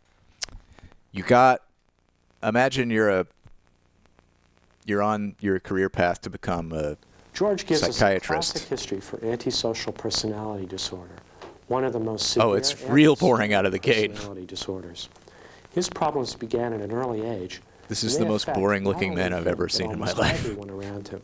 Can you tell me a little bit about what's happened for you to come into the hospital this time? Yeah, this is my first time coming to the hospital or a treatment center, period. And I had got to the point, I was selling drugs out on the street, dealing with a lot of people, crazy people and everything, which, because they had a sickness. But I didn't know I had a sickness because I was always, distributing it to them. And I just got to a point where I had my mind just got so bad and everything. I couldn't nobody tell me nothing. And I ain't care about nobody. I ain't care about myself. I ain't care about my mother. I do respect this man my kids out of the gate for it was like it got so bad where I had being able to acknowledge that he has and then putting my hands out on my that there are mental health causes driving his and life. And it was like and being willing to talk about it. Anybody could have took me out. And if they would have shot me or killed me, I wouldn't have cared. When you were telling me when you were younger, under 15, you had all those fights, you ever have a fight with a weapon? That you were carrying a gun or a knife? A knife? A knife. Yeah. That was when you were under 15? Yeah, that's when I was little. I had, my mother, since she been working the course, that gave me a break on the case like that. But I ain't got caught with 13-inch switchblades, throwing knives and everything. I had caught a lot of different things Does like that. Pierre have antisocial personality like disorder? 11, 12 years old. Used to throw bricks at people and bust their heads, hit them with bottles and everything. I ain't care. You know, whatever it took to beat him, that's what I did. Now, when you were doing that, were you really trying to hurt him? Yeah, I was trying to hurt him. Because, like I said, you know, I didn't have no feelings for nobody. When I felt like killing somebody, before I came in this hospital, when I felt like killing somebody, I didn't care about it. When you were younger, less than 15, did you ever destroy property? I used to see the bus drivers coming down Grand Avenue and opening once they open the bus door, throw bricks at them and everything, then run. So we're just getting tossed in the middle of this, but it seems like it's 10 and 11 years old. these are just interviews where the interviewer is kind of going down the list of diagnostic criteria for each of these things. I took a paper machine. And it's giving you, the learner, I took it and dragged it in the clinician in training, took the money out. a chance to like associate actual human stories with It the has a top. diagnostic I broke the criteria. top off and took the money out of the machine. Was that something you do a lot when you were younger too, lying to people? Yeah. Lying to get out of a whooping. Okay, how about at school? Lying at school? Yeah, I mean, I was lying daily at school because, you know, I go back to school, why wasn't you at home? I mean, why wasn't you at school? I was sick. Go home, my mom was like, was you at school today? Yes, ma'am, I was at school.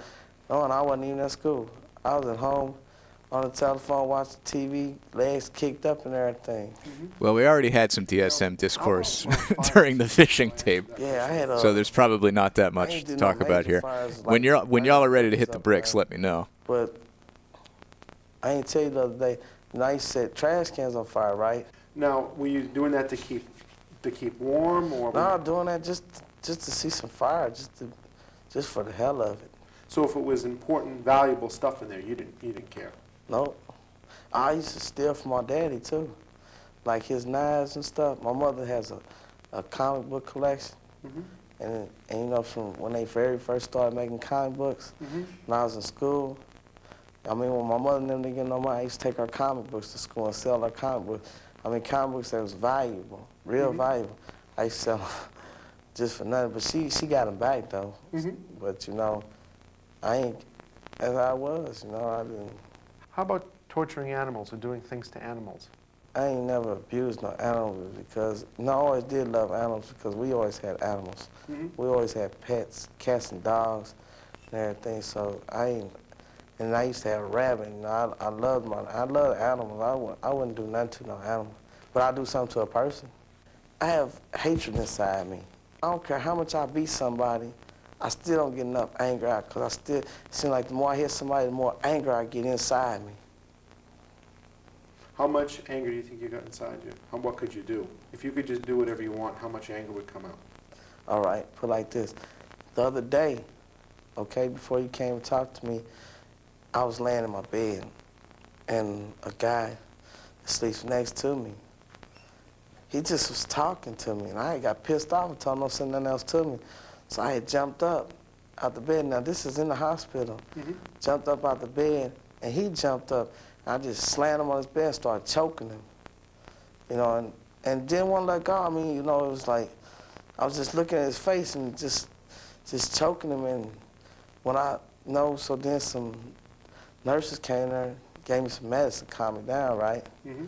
But before the medicine calmed me down, he said something else to me. I hit him. You know, then you know, the medicine finally calmed me down a little bit. When was the first time that you really started using drugs? I used drugs when I was let me see. I probably about 9, 10 years old. What kind of drug? Smoked marijuana. And then, no, that's the first time I used a drug that I smoked, but alcohol is a drug too. First time I drank some alcohol, I think I was probably about 3 years old. My mother, she used to drink peppermint schnapps. This was, you know, now this was like almost 24 years ago. And I took a bottle of her peppermint schnapps and drunk it. I hid in the closet and drunk it. I was sick. My mother told me I was sick for like 4 or 5 days. How old were you when you first started using it, though, to get drunk or to get high, using drugs? First started, I was smoking marijuana when I was about like 10, 11 years old, 9, 10, something like that. smoke marijuana in school. You know how everybody wants to be grown. Have you ever forced a woman to have sex? No. This one's not fun. Anyway, this is an interesting tape. If not for the, I'm done with it. Yeah, that's all I wanted.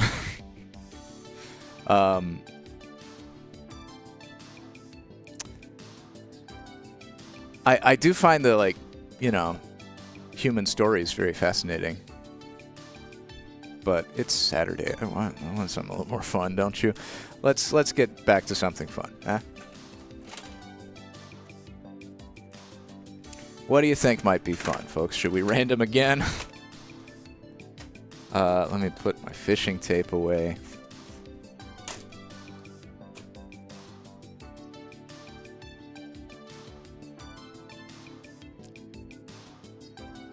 Biggles, huh? Biggles.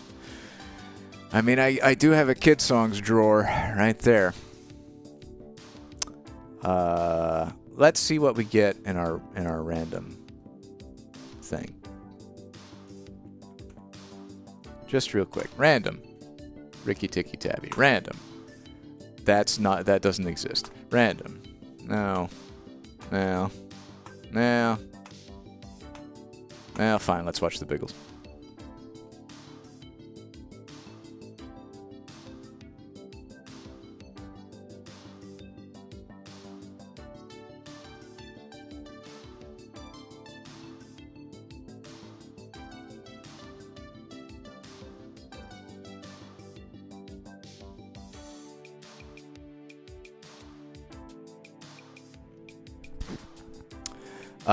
This is... Oh my god. I do not like the cartoon illustrations of Billy and Ruby Biggle.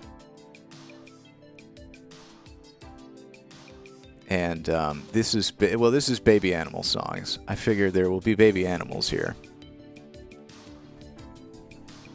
We love baby animals. That's a whole genre of tapes, as we found out. There's quite a lot of tapes that are just baby animal themed. Like, let me just search for baby animal. I'm pretty sure there's more stuff than that. We got baby animals at play. We had some other things. There was a Jack Hanna Zoo Babies. Baby animal songs, though. It's the Biggles. We love the Biggles. This charming music video story takes you on a song-filled adventure with Kidsongs kids, Billy and Ruby Biggle, and dozens of their adorable baby animal friends. Join their sing and dance along with fun. Come to the petting zoo with the Kidsongs kids and Billy and Ruby Biggle and meet fuzzy little bear cubs, tiny foxes, busy monkeys, and a long-legged giraffe.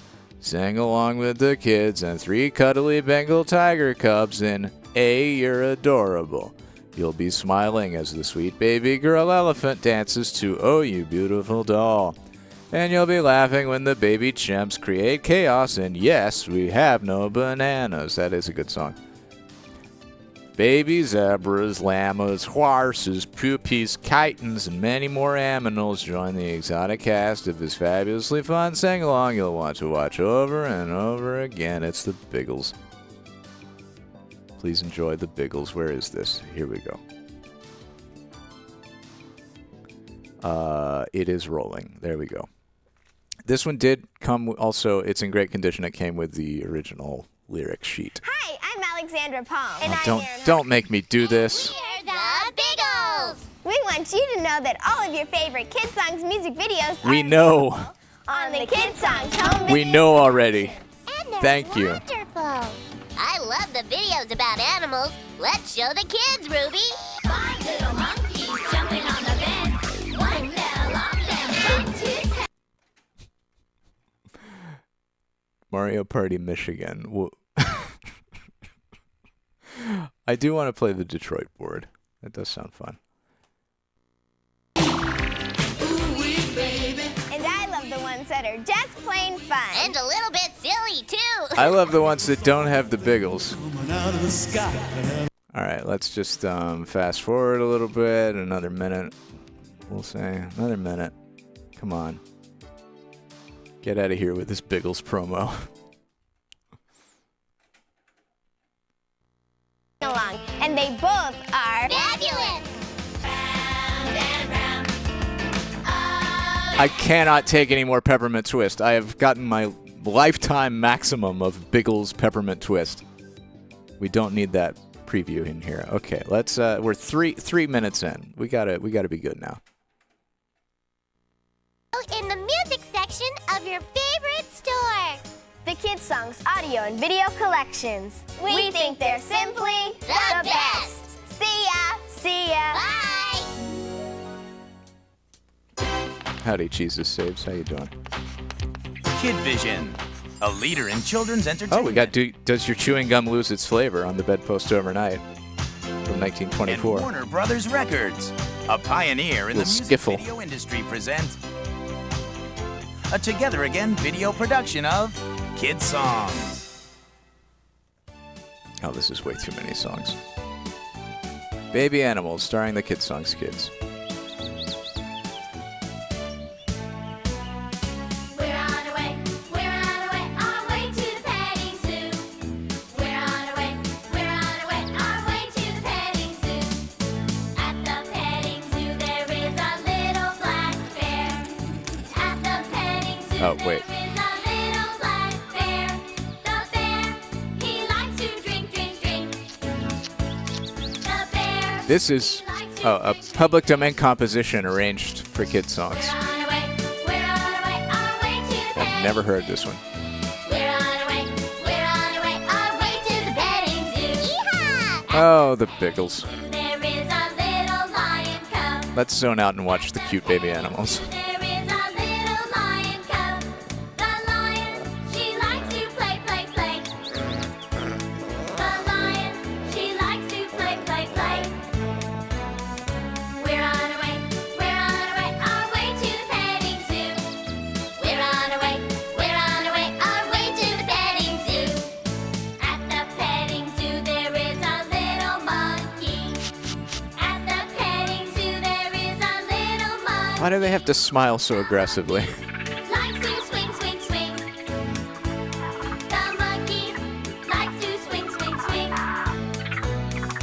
We're on our way, I love Jeff. to the petting zoo. We're on our way, our way to the petting zoo. Everyone loves Jeff. Petting zoo there is a little bunny rabbit. At the petting zoo there is a little bunny rabbit. The bunny likes to hop. The bunny likes to hop. I feel like in the early Kidsongs tapes, it's actually the kids that are singing. This just sounds like it's all shrill, high-pitched voices, So glad you've come to visit us today. We've which had I guess so is how many children sing. I love baby animals. But there's no range to it. They need some Can we see them? Sure you can. Come on, Casey, let's show you. some lower voices in there to make it sound not as awful. Like you hear that, right? It's just all super high register.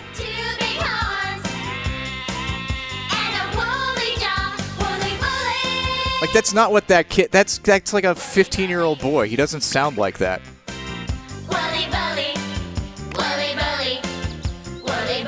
Yeah, and then they layer in the Biggles, and it's just awful.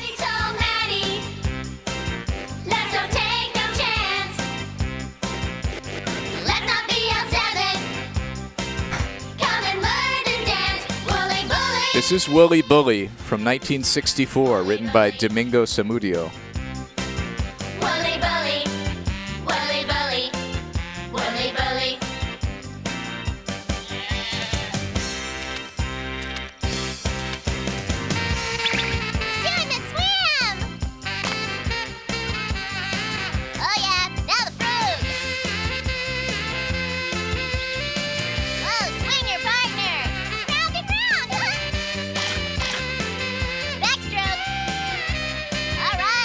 I've said it before, but the Biggles are just the most unnecessary addition to this format.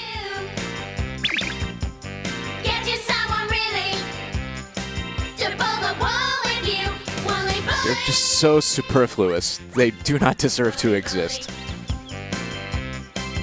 Wooly bully, wooly bully, wooly bully. Oh, that is a cute little lamb, though. Wooly bully, wooly bully, wooly bully, wooly bully, wooly bully.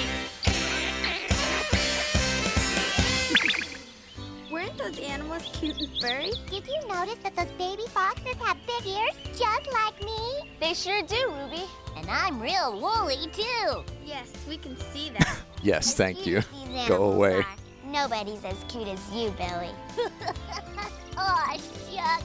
I just don't know what to say. Kids, we have a wonderful surprise for you. We've just received 4 little baby tigers. Tigers? Why? Tigers, let's go! You shouldn't have those You're adorable, you're so beautiful. at your Victorian house. Full of charms. D, you're a darling, and E, you're exciting, and F, you're a feather in my arms. G, you look good to me. H, you're At the company I used to work for in LA, I've talked about it before. The owner was friends with this dude that did, so kissable. L is the who produced children's films, like feature films for families, caliber films, family films with animals in them. And so occasionally he would shoot things or like work out of our office alphabetically speaking, you're O. and bring in like lion cubs and tigers and stuff. B means you're very sweet. W, X, Y, Z. It's fun to wander through the alphabet with you to tell you what you mean to me. These are very cute tigers, though. M, N, O, P. I could go on all day. Q, R, S, T.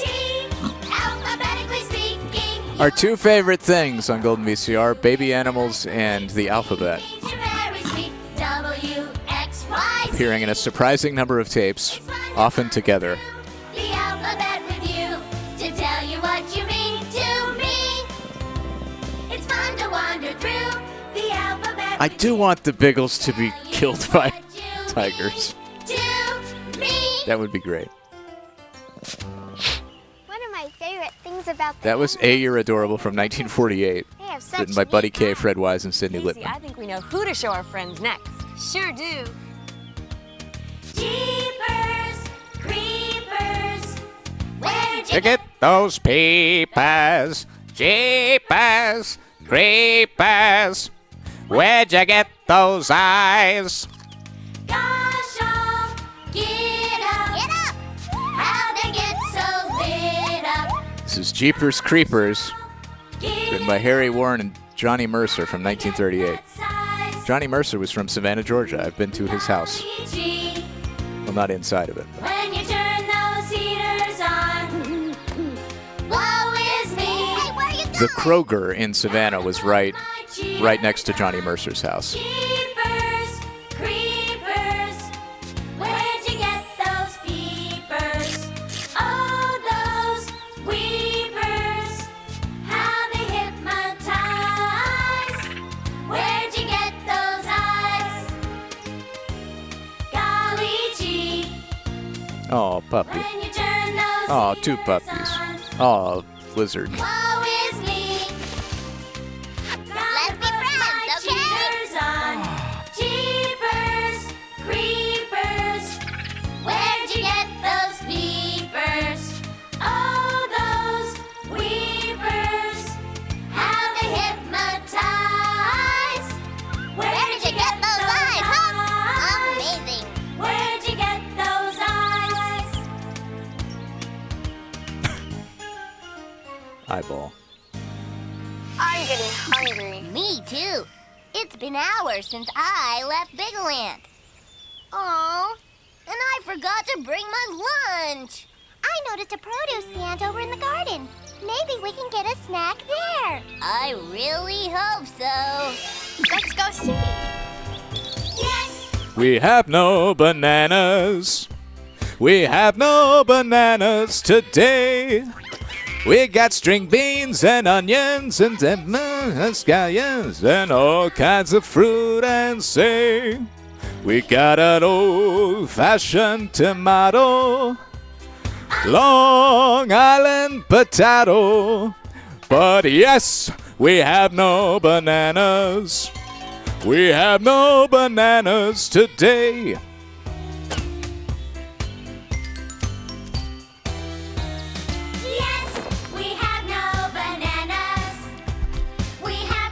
This is from 1923, written by Irving Kahn and Frank Silver. But I was always partial to the Louis Prima version.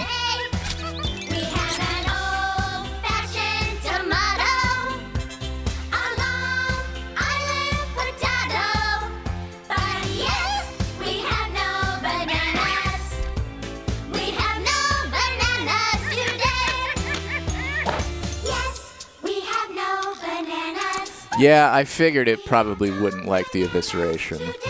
But you, as you've learned, you can just use the ghost command again without having to cheer it, because you have 200 fun points banked now.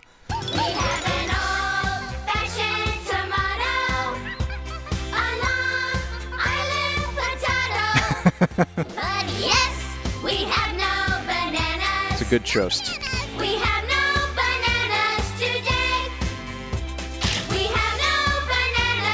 You're literally holding a banana.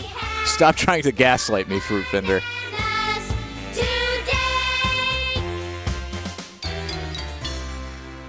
have any more baby animals we can see? Lots more. Around this time of day, we like to take some of the moms and babies for a walk. Would you like to help? You bet! Oh, we ain't got a barrel of money. Who is this woman? In the older tapes, there's children and there's adults, like Mr. World, and that's an understandable hierarchy. Now you throw in the Biggles. Why do we need wise adults and the Biggles?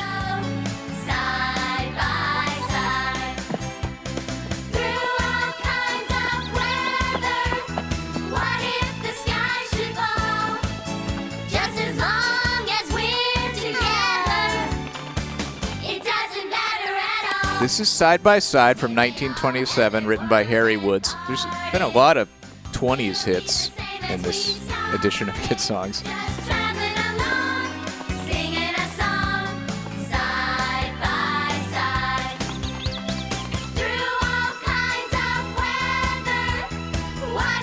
Jeepers Creepers is from 38. Hey, You're Adorable is from 48. Wooly Bully is from 64. The rest are either public domain compositions from time immemorial, or they're from the 20s.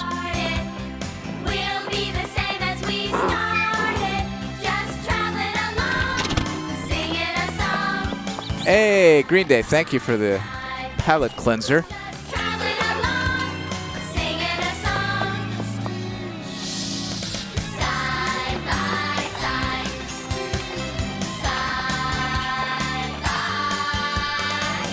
The only thing that could make this better.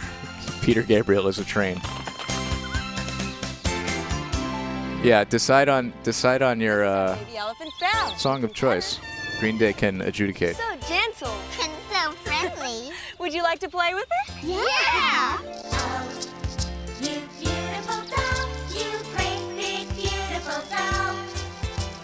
Let me put my arms around you. I could never live without you. Oh, you beautiful doll, you great big beautiful doll. If you ever leave me, how my heart will. Wait, we heard this song before long ago, I think on a cartoon sing-along from the 40s. Oh, you beautiful doll.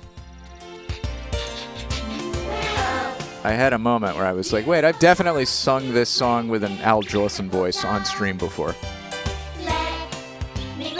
Oh, there is a poll for your Peter Gabriel song of choice. You beautiful doll, you great big beautiful doll. If you ever leave me, how my heart will ache. I want to hug you, but I fear you'd break. Big Time is pulling ahead. Oh, you beautiful doll. Right, step, left, yay! You beautiful doll, you great big beautiful doll. I get the feeling we have multiple votes enabled. I only get one because I don't have channel points.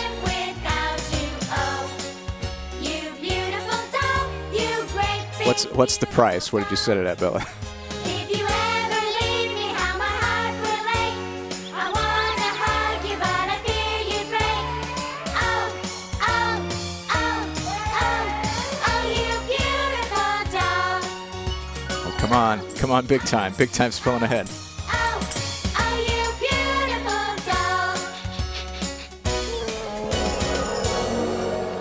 doll. Would you like to see some really little ducks, baby parrots, and kittens? Yeah! They're over at the lily pond. Billy, Ruby, can you use your magic power to get us there? Billy and Ruby Biggle at your service! 5 little ducks that I once knew. Fat one, skinny one, fair ones too. But the one little duck with the feather on his back, he led the others with a quack, quack, quack. Quack, quack, quack. Sledgehammer takes it. He led the others with a quack, quack, quack. All right, that'll be great. That'll be a great change from Kidsongs. Piglets I once knew. Fat ones, skinny ones, fair ones too. But one little piglet was This is, of course, a public domain composition, 5 Little Ducks, arranged for Kidsongs. She led the others with a squeak, squeak, squeak. 3 little parrots I once knew. Fat ones, skinny ones, fair ones too. But one little parrot, he could talk. He led the others with a squawk, squawk, squawk. Squawk, squawk, squawk. Squawk, squawk, squawk. He led the others with a squawk, squawk, squawk. Polly want a cracker?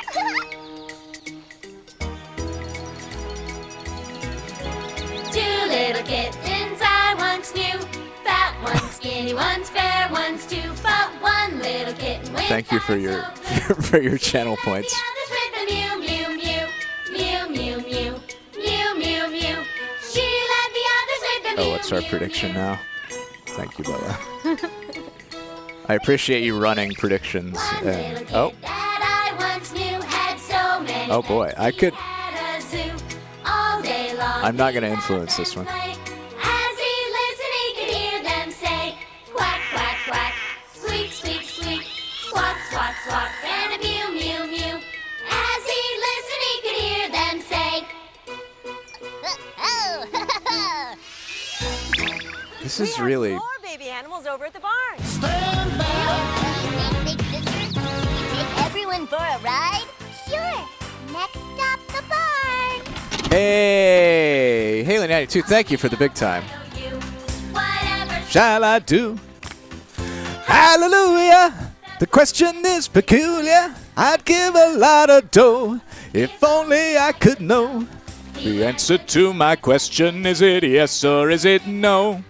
Chewing gum lose its flavor on the bedpost overnight. Your mother says don't chew it, do you swallow it in spite? Catch it on your tonsils, can you weave it left and right? Did chewing gum lose its flavor on the bedpost? They're really not swinging this. This is the straightest performance I've ever heard. Here comes the blushing bride. The groom is by her side. Oh, up to the altar, just as steady as Gibraltar. All right, I'm going to cue up Peter Gabriel in anticipation of Kidsongs being done. Sorry. Does your chewing gum lose its flavor on the bedpost overnight? I got carried away. Mother says don't chew it, do you swallow it? At least I didn't turn the volume up to 80 decibels like I did that one time. Heave it left and right. Does your chewing gum lose its flavor on the bedpost overnight? Now the nation rose as one to send their honored son up to the White House, the nation's only White House, to voice their discontent unto the president. Yeah, I was trying to. That's the point in the Lonnie Donegan version where he kind of goes ham, and I was. Chewing gum lose Really inspired by that. Mother says, don't chew it, do you swallow it in spite? Can you catch it on your tonsils? Can you weave it left and right? Chewing gum lose its flavor on the bedpost overnight. I'm so tired of these solicitors, man.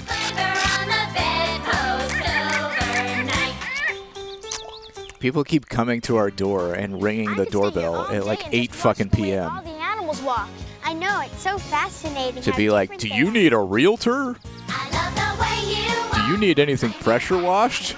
Are you going to vote for Trump? Are you going to vote for Kamala? Like, I know I don't need any of your fucking professional services, and I know who I'm going to vote for. Leave me alone. Haley says we should put up a sign, and that would solve this problem. But I think it's the, like, old white man in me that I just want to feel angry at people. So I'm like, I don't need to buy a sign. I need a gun. Angry old white man energy is dangerous. Should probably just put up a sign.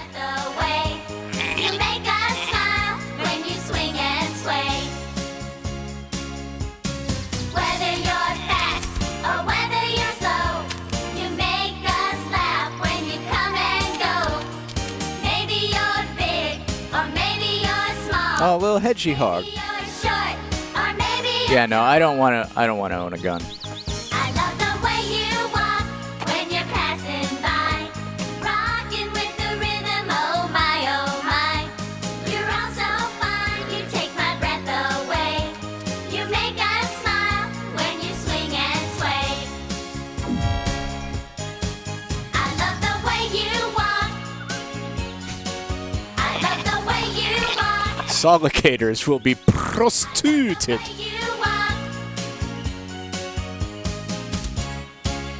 What are they doing? What is that dance? Oh my god. We had a great time. We really enjoyed ourselves. That's great.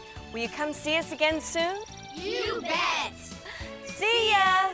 See ya. Bye. We're on our way. We're on our way. Our way to the petting zoo. We're on our way. We're on our way. Our way to the petting zoo. Woman. At the petting zoo there is a little monkey. Woman. At the petting zoo there is a little monkey. Woman. Monkey likes to swing, swing, swing. The monkey likes to swing, swing, swing. We're on our way. We're on our way to the petting zoo. Oh, monkey priest. Oh, monkey bride. At the petting zoo there is a The little fuck is this book? rabbit. At the petting zoo there is a little bunny rabbit. The bunny likes to hop, hop, hop. The bunny. I would be indignant too if I were that chimp. We're on our way. We're on our way to the petting zoo. We're on our way. We're on our way to the petting zoo.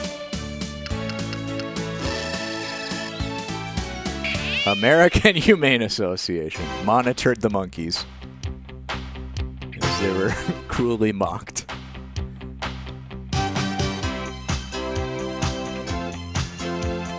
Hey, you know what else was released on Warner Brothers Records? Not Peter Gabriel's music.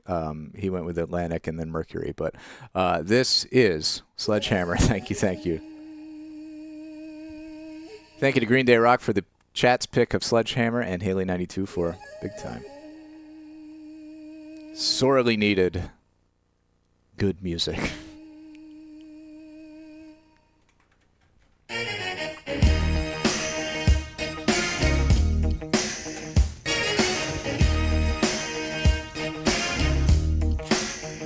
And thank you also to Haley 92 for sending in Kidsongs, Baby Animal Songs. That was you, right? Yes.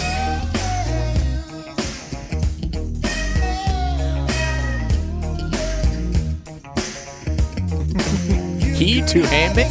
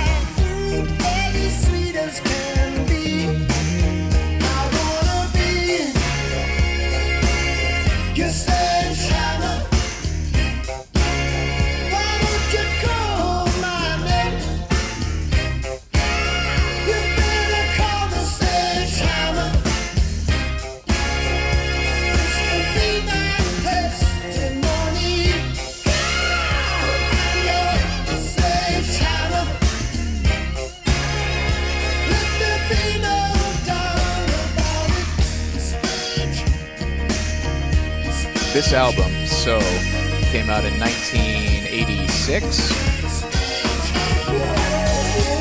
Peter Gabriel was 36 at the time and was 19 years into his musical career after starting Genesis in 1967.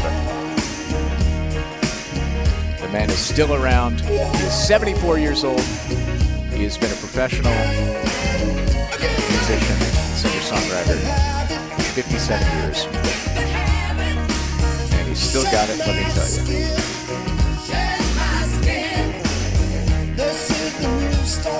I really hope he tours again.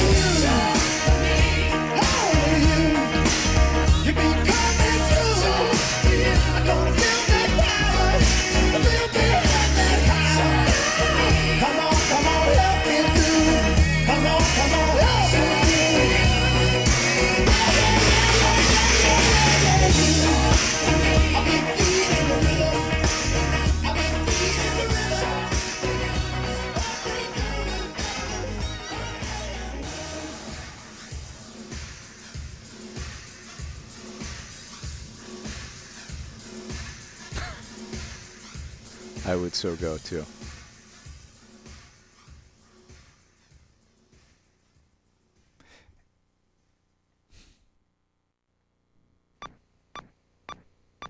Hi there.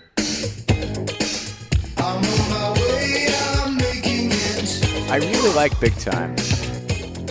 I don't know why. The song and the music video both just have this unmistakable MTV vibe.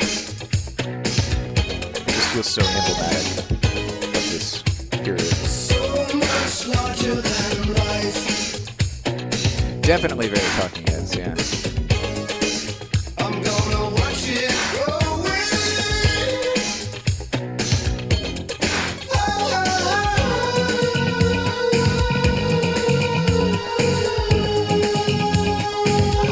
Did any of y'all listen to? I posted it in the Discord a while back. The track "Courage." It was an outtake from So that was never released, and then they mixed it and released it in like 2013. It's a very good song.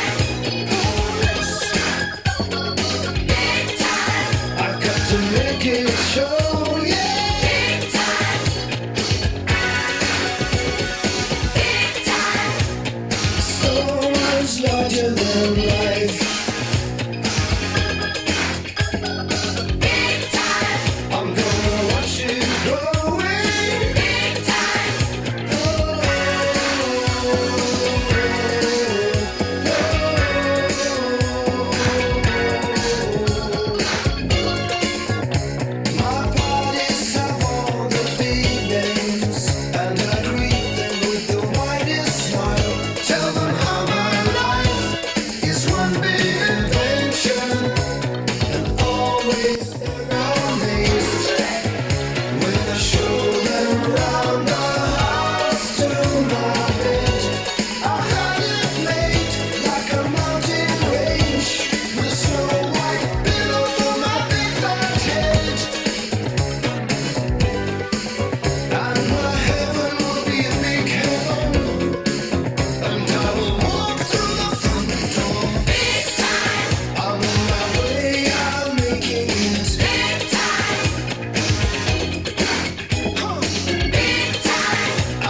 liquid hole.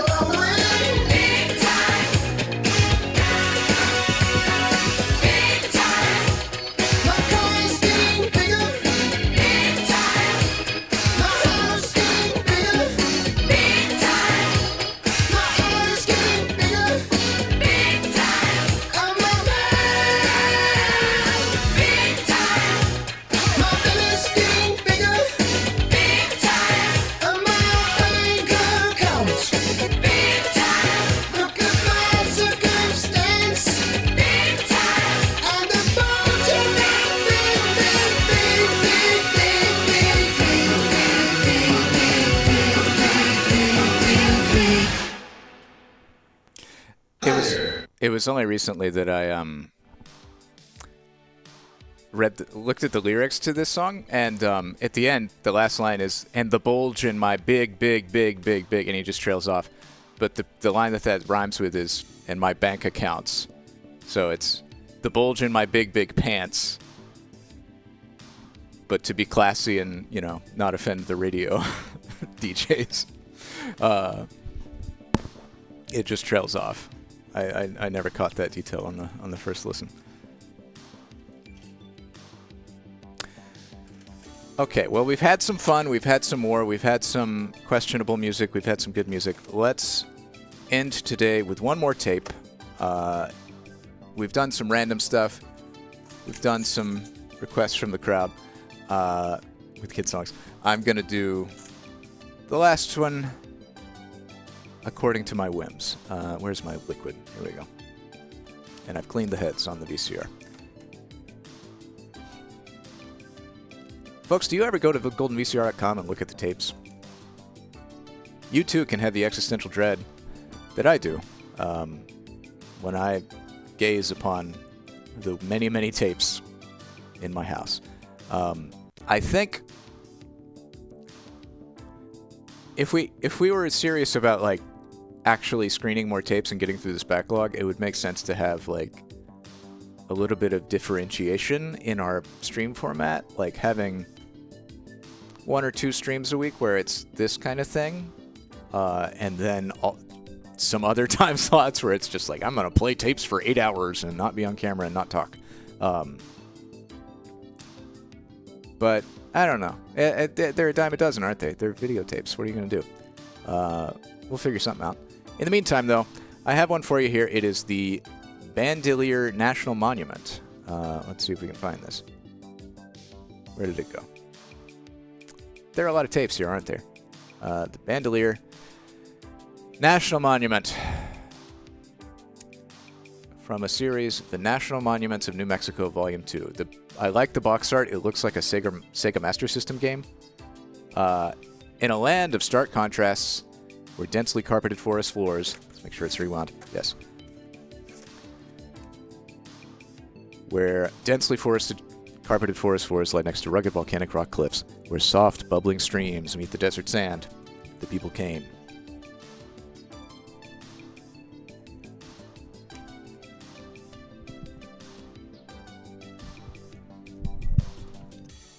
The people came. Allured by regular rainfall, small and large game, and abundant plant life, these Indians, the Anasazi, built their homes and carried on with a lifestyle viewed by some today with envy. As they irrigated their fields, these ancients carved out homes in the soft rock of canyon walls. Later, building villages of various sizes, the people moved across the landscape of the Pajarito Plateau, littering the mesas with up to 7,000 known archaeological sites.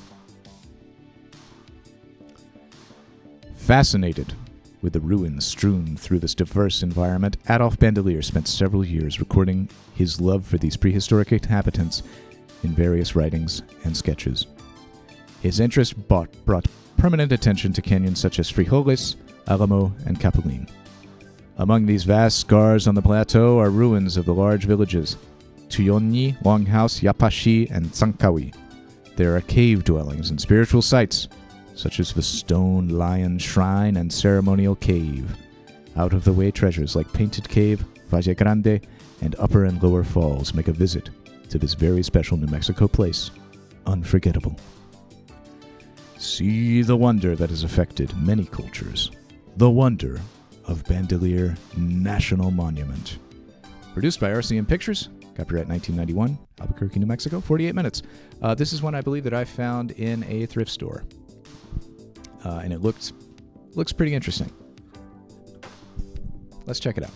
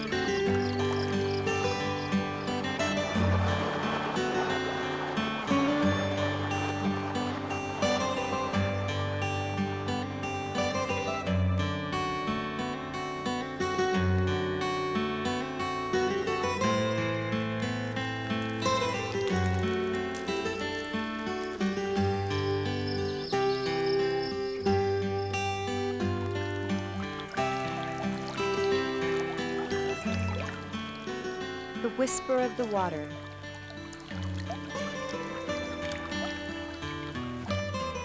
The sparkle of leaves painted by the New Mexico sun, moved by the breath of summer.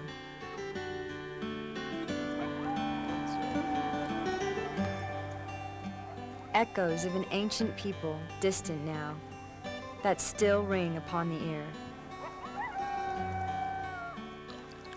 Similar impressions must have left their mark and more upon the heart and mind of one man drawn to the beauty of Frijoles Canyon.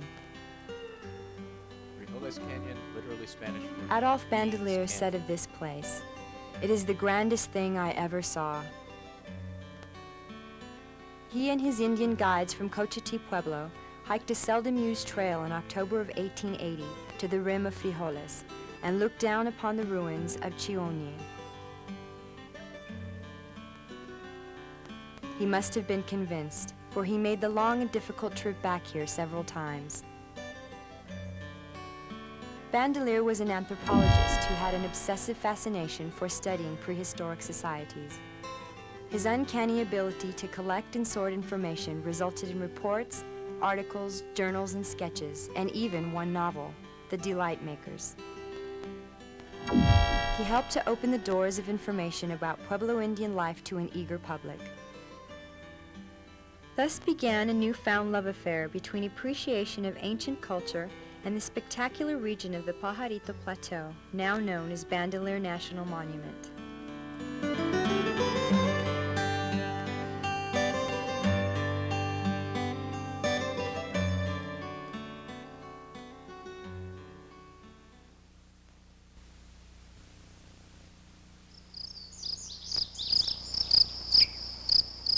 Many of the population shifts in the prehistory of New Mexico are attributed to drought. That is the case on the Pajarito Plateau as well. It is thought that remnants of the Chaco Anasazi may have migrated to these canyons and mesa tops in search of the ever-elusive moisture. Cooler highlands with greater rainfall and winter snows fed canyon creeks. The early dwellings built here were small and numerous. Cycles of life in the Southwest made it necessary for the people to periodically move, to continue their search for a home. The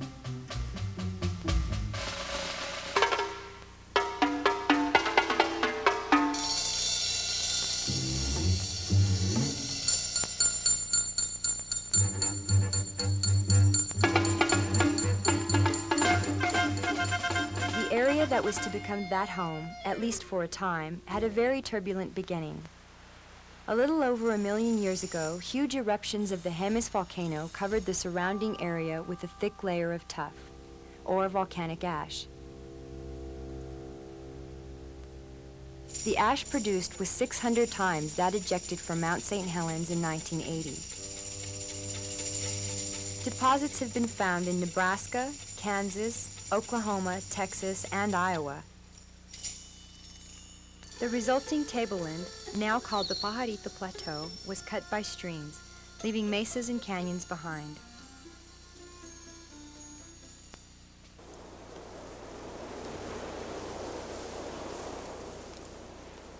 Valle Grande, the largest caldera or collapsed crater of the volcano, is now a huge privately owned meadow, only 15 miles from monument headquarters.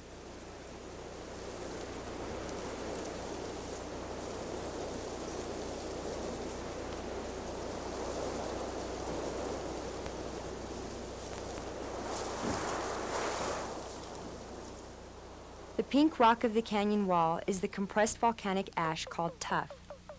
The Swiss cheese appearance was created by erosion. These geologic occurrences would prove to be of benefit to the Anasazi.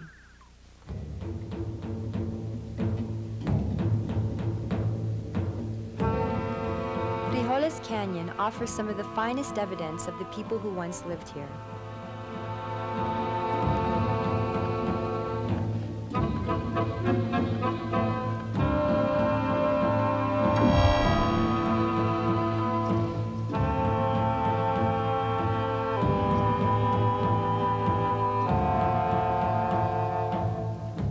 At the heart of Bandelier National Monument lies one of the best preserved sites of this distinctly unique subgroup of Anasazi. The ruins of Chuonyi indicate that construction went through many phases. A central plaza became surrounded by homes perhaps 2 and 3 stories high in places. The village held about 400 rooms and housed around 100 people.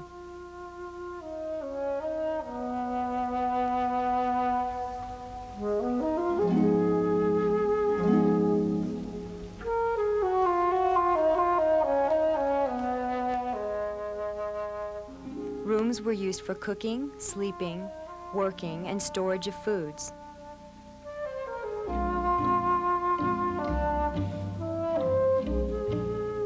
There were no doorways to these rooms on the first floor. Entrance to them was attained by climbing a ladder and then descending through an opening in the roof. What if your entire rock house catches fire? Rooms were dimly lit and smelled earthy and natural. Turkey feather blankets, pottery, tools, woven garments, and other possessions were the only furnishings. Small openings would lead to darker inner rooms, serving Thank as you for letting storage me know. areas. I had the knob down. That This pesky village knob. was totally enclosed with rooms and houses except for a narrow entryway. This design element suggests that people were concerned about possible attacks. Evidence indicates that Frijoles Canyon was the borderline between 2 subgroups of people who had totally different languages, customs, and traditions. Perhaps the builders of Chuonyi felt a need to be defensive. These Indians, however, were not a warring people. Most daily activities of the community occurred in the central plaza. Women would grind corn and fire pottery. Men would make stone tools, bows, and arrows, while the children attended to the chores and played games. Chuonyi's height of activity and population probably occurred around AD 1450.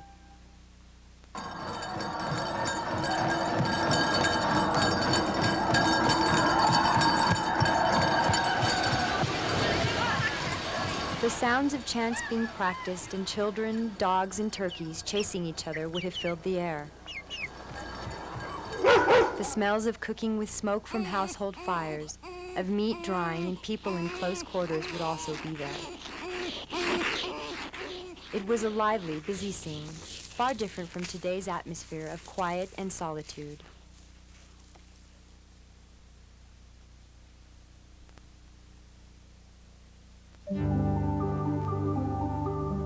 An important part of the Anasazi culture was the use of underground structures called kivas. Primarily used for religious activities, the kiva also served as a place of education for boys and young men. Since the Anasazi did not have a written language, learning was accomplished through oral tradition. Legends, stories, prayers, and songs were passed from one generation to the next.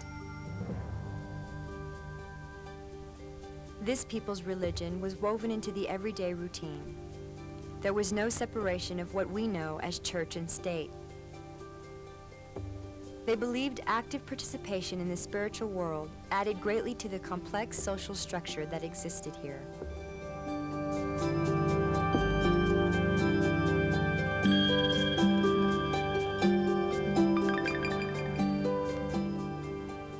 The northern cliff face of Frijoles provided homes and shelters before Chihuahua was even built.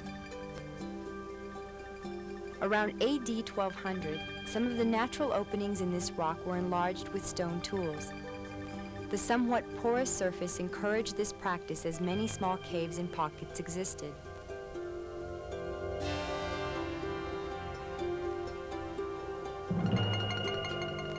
These cave rooms provided a strategic location for defense.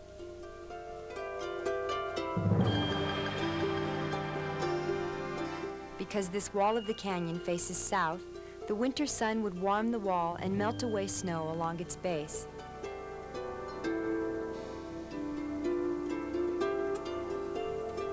This is a reconstructed talus house. Talus is the rock debris at the base of a cliff. Most of the caves had talus buildings erected in front of them.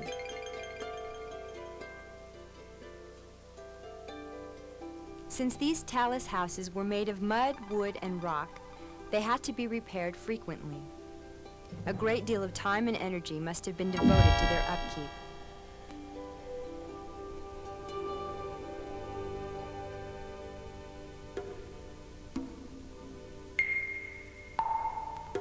During the occupation of Chihuahua, these talus buildings and cave rooms continued to help support the pueblo as additional family dwellings.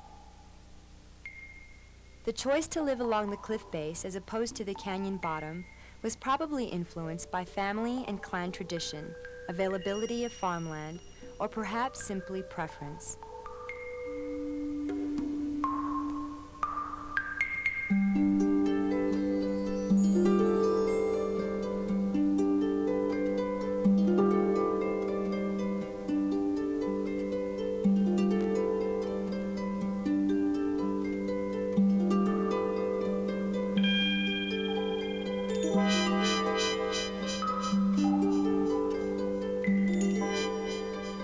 Longhouse is an extensive ruin that hugs the canyon wall for 800 feet. Almost 300 rooms, much like Talus House, were built against the cliff face. Rows of viga holes along the cliff wall provide evidence of structural support for this condominium-style community. These round holes held the ends of roof beams and show that in some places the houses were 3 stories high.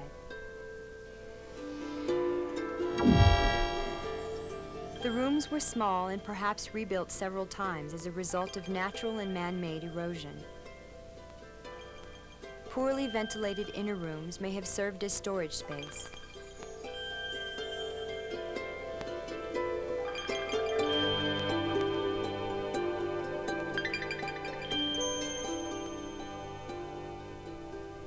Pictures of people, birds, and animals can be seen above the top row of viga holes. The Indians carved these designs into the rock while standing on the rooftops.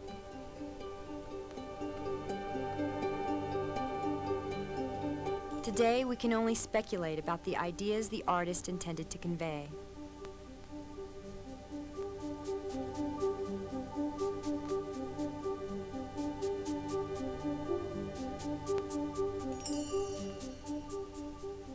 photograph on the back wall of a second-story dwelling shows the use of natural minerals in producing colors.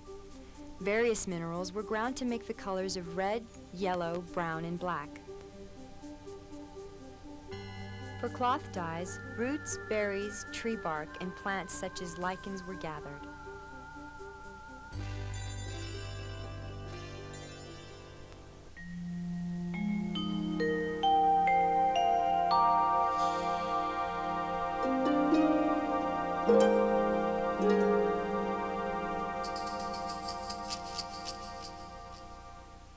A canopy of tall pine and deciduous trees make the 1/2 mile walk from Longhouse to Ceremonial Cave a pleasure. A large rock overhang rather than a cave, it was one of the best protected habitation sites in Frijoles Canyon.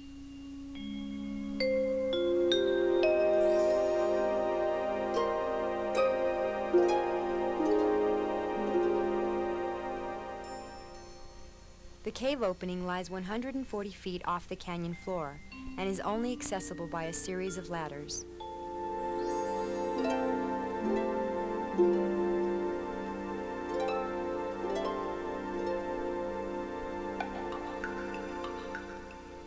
A reconstructed kiva near the cave entrance provides an example of how a kiva of the time may have looked.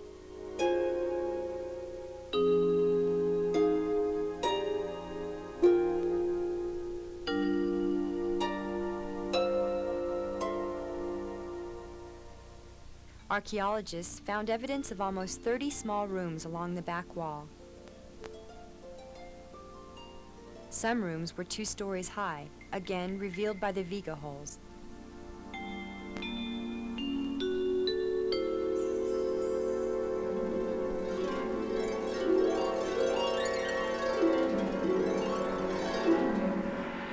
Foundations of several turkey pens were also discovered here.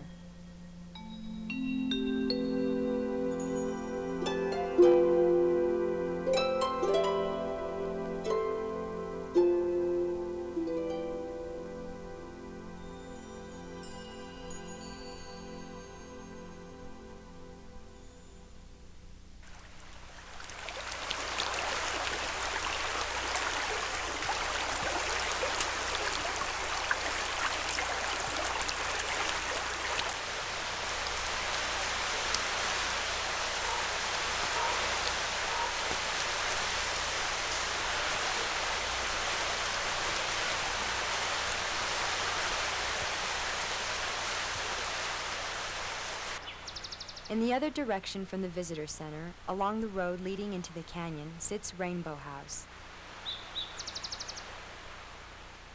This medium-sized pueblo had 2 room blocks, the larger with 46 rooms.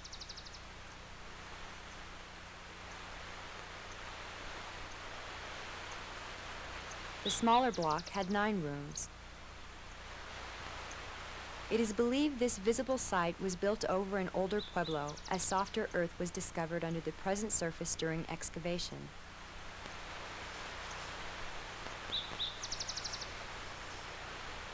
A kiva helps support the lifestyle of the people of Rainbow House. Excavations have told little of the relationship this village might have had with Chuonyi. Resting on the bank of Frijoles Creek, it is a wonder such a tranquil site had to be abandoned.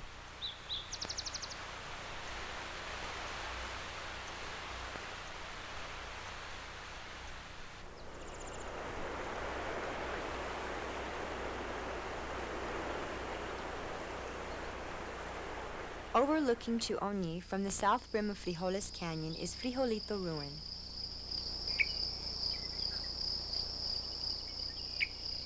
Built sometime in the mid-14th to 15th centuries, this site is a contemporary of Chuonyi and Rainbow House.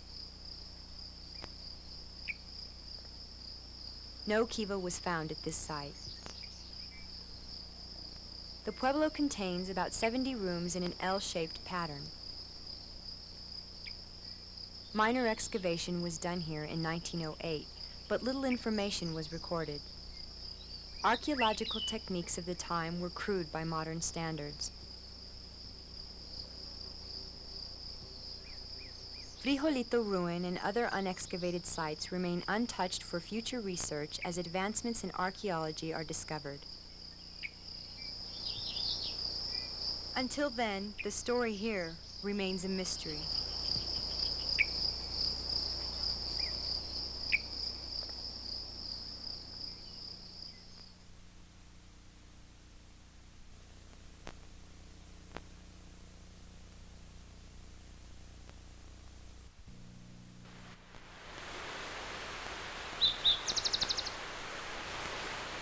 The splendid diversity of Frijoles Canyon continues along the Falls Trail.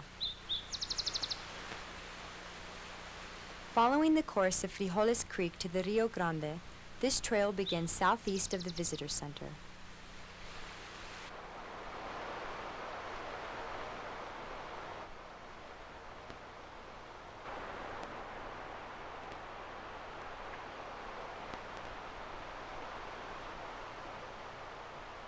These eroded remnants of tuff are called tent rocks. The tuff may contain cracks which were the escape route for hot gases. The additional heat allowed particles to weld together more firmly than in nearby portions of ash. Many tent rocks still bear a capstone of harder material, slowing erosion of the soft rock below. Minerals leached from rain and snow percolating through the porous rock formed a resistant rind which protects the tents from eroding.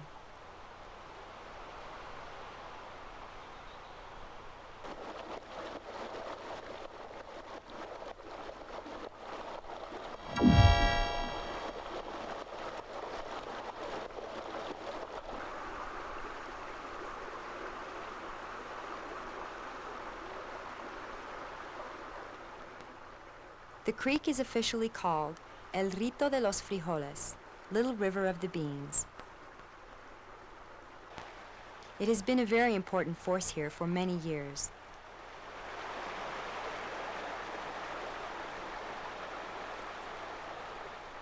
The presence of year-round water made an environment suitable for many plants and animals that are not found on drier mesas.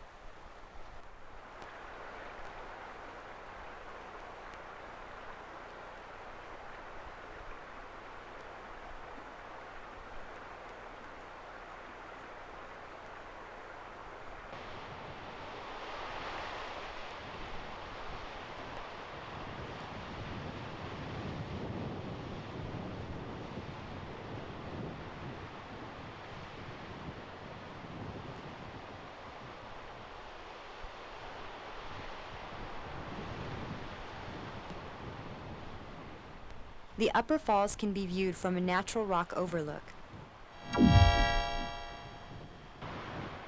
Water tumbles through a narrow gorge and down black basalt.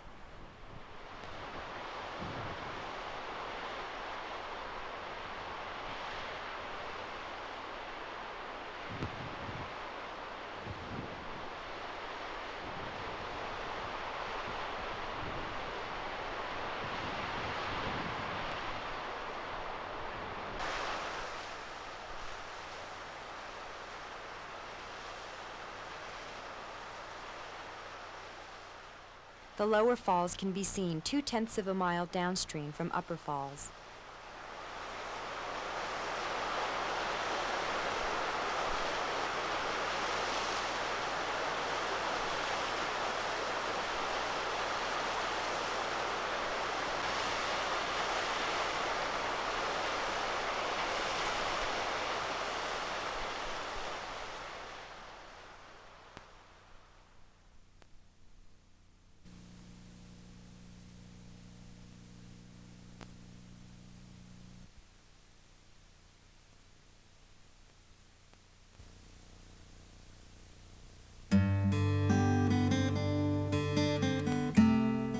Bandelier National Monument was first managed by the U.S. Forest Service.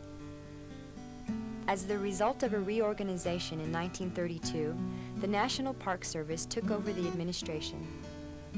During this time, a federal work program called the Civilian Conservation Corps arrived. Brought about to create jobs during the Depression, the CCC built many of the current buildings that comprise the monument headquarters. The CCC builders used stone from a quarry on the mesa top and other indigenous materials. Construction was a labor-intensive process that often employed more than 200 men. Constructed in the style of the region, the stone masonry structures have acquired historic significance. In 1987, the Secretary of the Interior declared them National Historic Landmarks.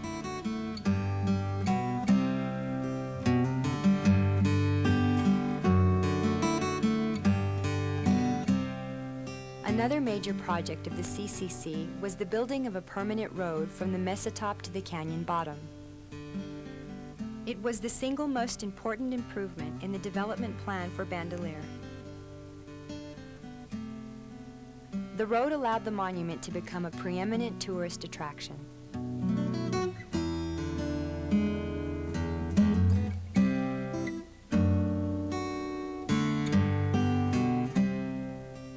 What is now called the Fry Trail used to be one of the only routes into Frijoles Canyon.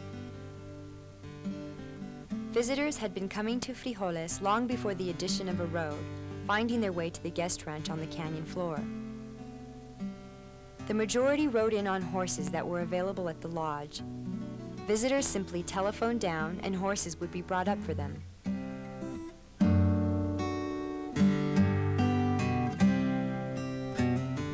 The Fry Trailhead is now located at the Juniper Campground.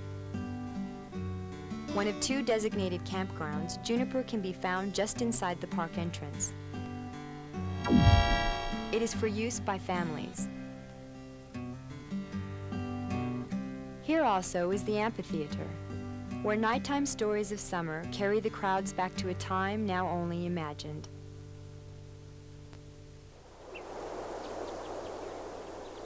Juniper Campground is also the location of the trailhead for one of Bandelier's easiest hikes. The Chuonyi Overlook Trail, with a round-trip distance of 2 miles, passes through a boundary where ponderosa pine meet with pinon and juniper trees. The land found here may have been ideal for growing crops. Agricultural pursuits were the mainstay of this people's diet. These people had, after all, migrated to the Pajarito in search of better rainfall. Those ancient favorites, corn, beans, and squash, were grown. At harvest time, entire plants were pulled. Edible parts were spread to dry before use or storage. The rest of the plants were used for fuel. There was no waste. Along this trail, a small excavated ruin sits off to the side. Perhaps the inhabitants of this small village tended to some fields that may have been nearby.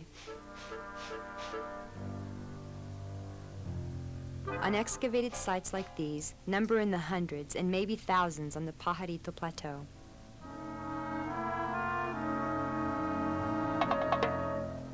A large shrine is found just down the trail from the excavated village.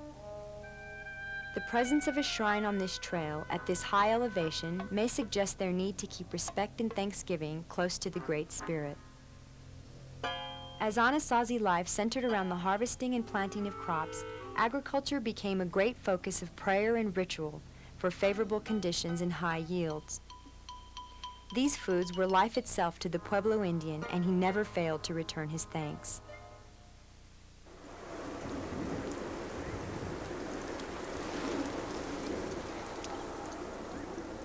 A panorama of Frijoles Canyon awaits at the end of the Chuonyi Overlook Trail.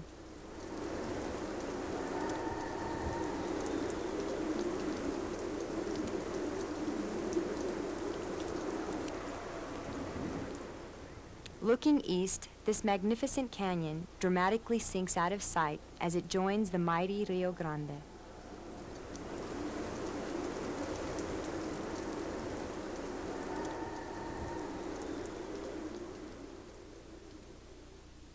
The other campground in the monument is Ponderosa Campground. A trail leads from here across the mesa and down the canyon wall to the upper crossing area of Frijoles Canyon. This is a group campground and reservations are required.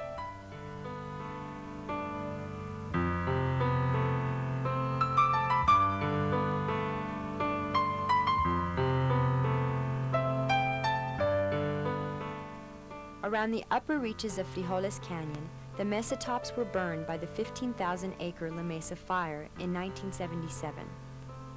In forests across much of the U.S., fires play a surprisingly important role in ecological management. In Bandelier's landscape, natural wildfires started by lightning previously occurred every 5 to 10 years, burning off excess vegetative debris, thinning the forest. These were gentle surface fires that used to spread widely across the park landscape. Human suppression of wildfires allows a buildup of heavy fuel loads, which eventually produce results like the severe fire that happened here. The results are long-term. Currently, the National Park Service considers the controlled use of fire as beneficial to the monument and its ecosystem.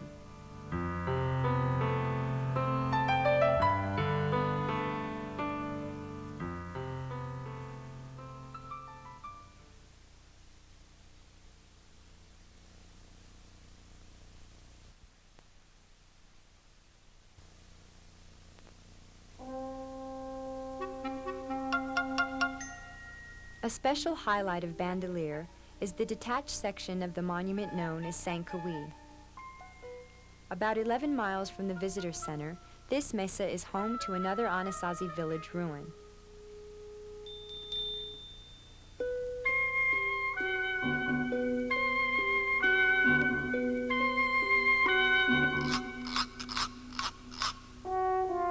Many sections of the trail to the top are worn 8 to 12 inches into solid rock.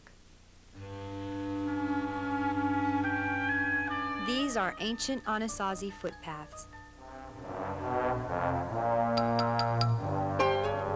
Throughout the Pajarito Plateau, there is a network of similar trails, often connecting villages or leading to farming areas.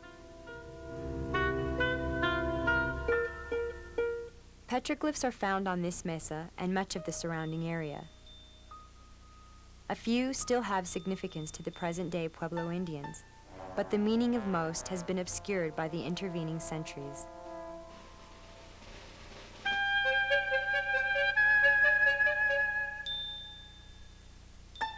The Indians used this ancient stairway of hand and toe holds to the top, now made a bit easier.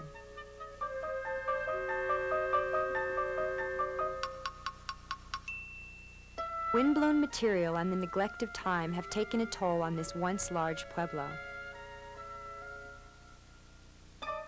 The large apartment-like house had about 350 rooms, again, some maybe 3 stories high, surrounding a central plaza. The rooms were constructed of tough blocks, shaped by harder stones and set with mud mortar. Walls were then plastered inside and out. Indentations in the ground indicate buried kivas, nearly a dozen. The people who lived at Saint-Couy were not isolated. Many other villages were located on nearby mesas and in canyon bottoms. These people perhaps traded goods and competed for the resources of the area, especially game and firewood. Archaeological evidence indicates Saint-Couy was probably built during the 1400s and inhabited until the late 1500s. It is still a mystery why the Indians would have chosen this mesa top location. The lack of soil and water restricted farming to the canyons below. There is no indication of a need for defense here. Could it have been just for the view? Many ruins found on high ground do have great vistas.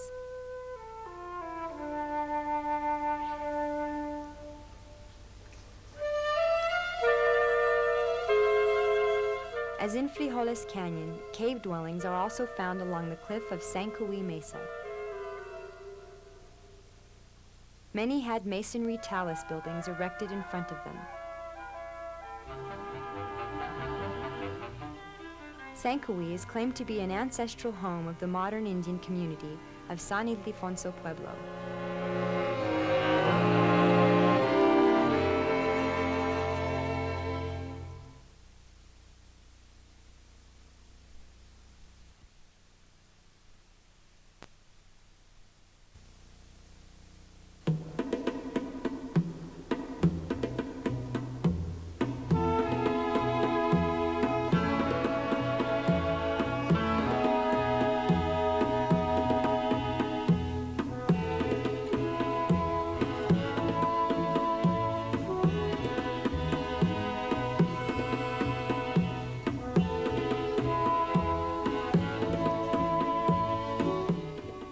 peak of Anasazi civilization, and even now, a great deal more of the surrounding plateau has played a part in the history and preservation of Bandelier National Monument. Almost 33,000 acres of prime New Mexico enchantment comprise this monument. 23,000 acres of that is designated wilderness. This backcountry area, away from the headquarters and main ruins, is a backpacker's heaven, with more than 60 miles of maintained trails. The backcountry is open year-round and can be explored on day or overnight trips. Elevations vary widely, from 5,300 feet along the Rio Grande to spruce fir forests at 10,000 feet. These mesas are practically littered with the abandoned homes and villages of a complex people. It is an archaeological dream with almost 2,000 known ruins. It is important that these sites remain untouched so further work can be done.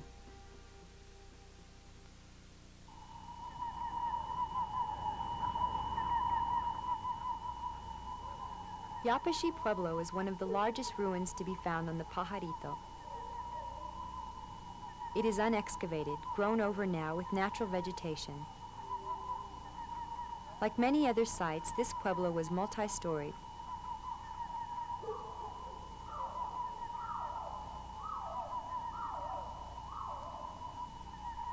Kivas can be seen as depressions in the ground.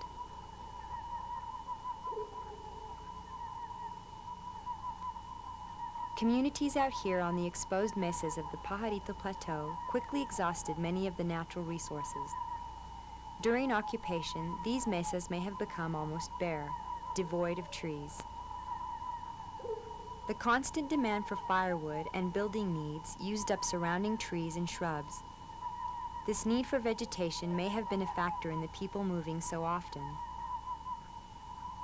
One small ruin near Yapashi was discovered with very little trash and scarcely used hearths.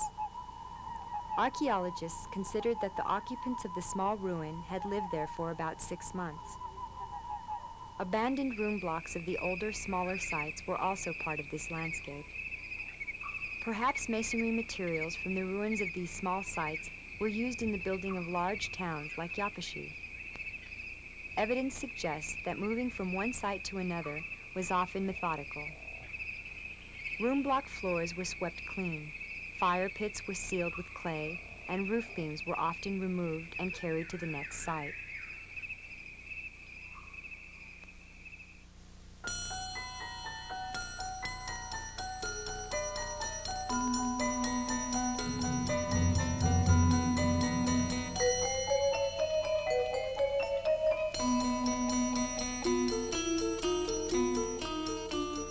One of the most unique sites in all of the monument is the Stone Lion's Shrine.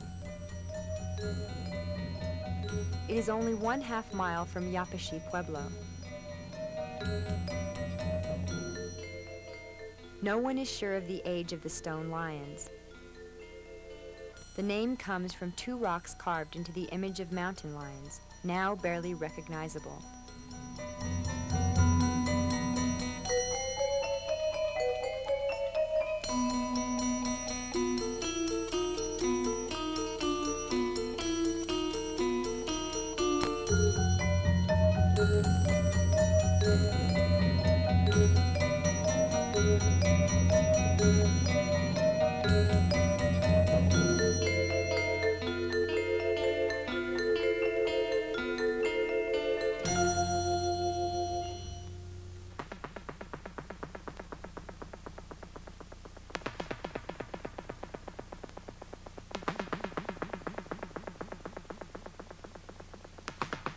Residents of modern pueblos, such as Cochiti, San Ildefonso, and Zuni, still visit the stone lions to leave individual or ceremonial offerings at this most sacred place.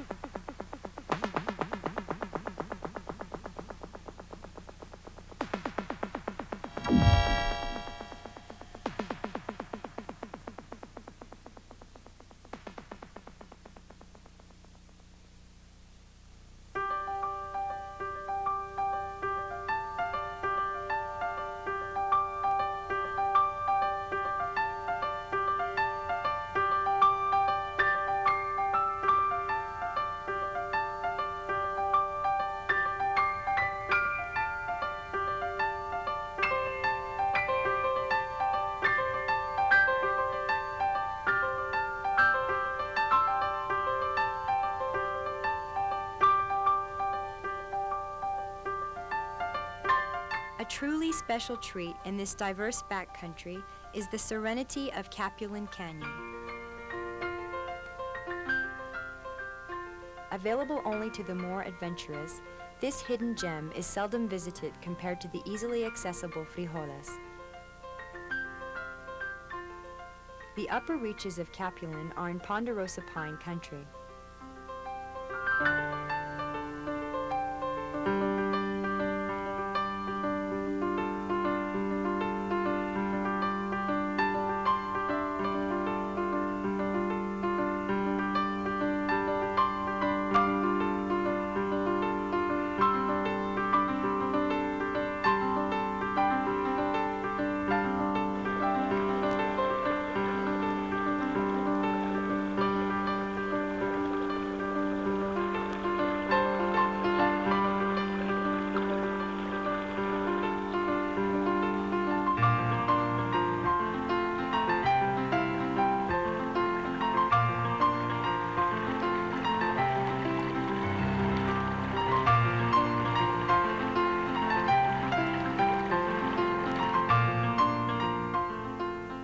Park Service Administrative Cabin stands guard along the canyon floor trail.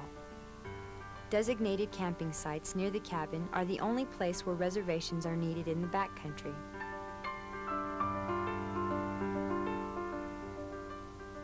Lower Capulan Canyon is drier. Piñons and junipers are plentiful. Some unexcavated ruins are also found.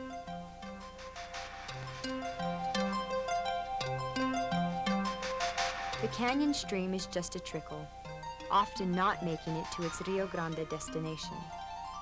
At this place where the sand swallows up this little stream, Painted Cave watches.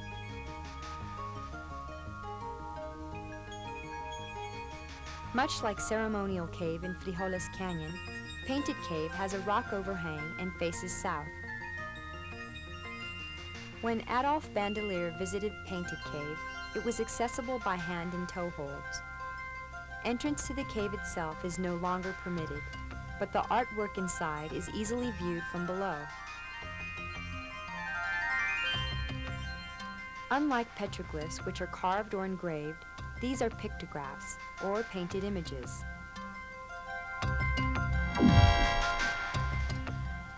The designs are of kachinas, animals, clouds, and stars. Other designs may have been left by shepherds, who used this cave as shelter many years after the Anasazi had moved.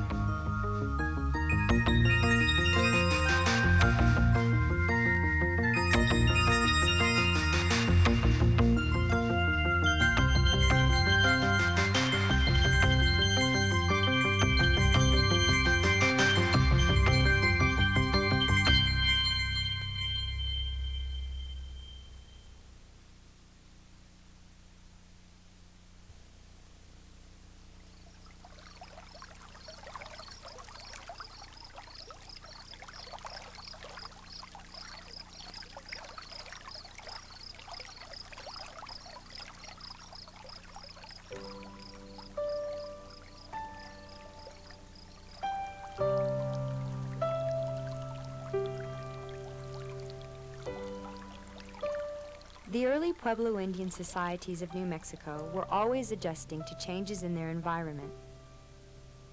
Some of the greatest changes in these cultures are likely the direct results of precipitation levels during certain periods of time. The population on the Pajarito Plateau was always fluctuating. Villages would be abandoned while neighboring ones would continue to be used. Others were abandoned and then rebuilt some years later.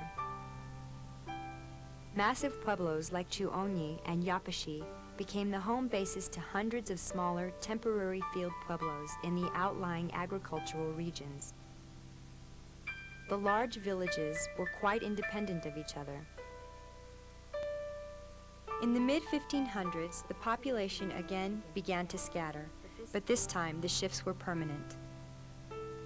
After 400 years of intense farming and harvesting, cutting trees for fires and building, collecting edible plants and hunting wild animals, it is probable that the land could no longer support the people. Periods of drought further intensified the difficult task of living off the land. The people moved to lower areas, many settling near the Rio Grande and its tributary streams. Natives of Cochiti Pueblo claimed their ancestors lived in Frijoles Canyon. This final population shift was permanent because the Spanish had arrived. They made the Indians remain so they could be governed and taxed. It is likely that without the Spanish presence, the Anasazi would have kept on with their periodic moves. Another period of New Mexico history had come to an end.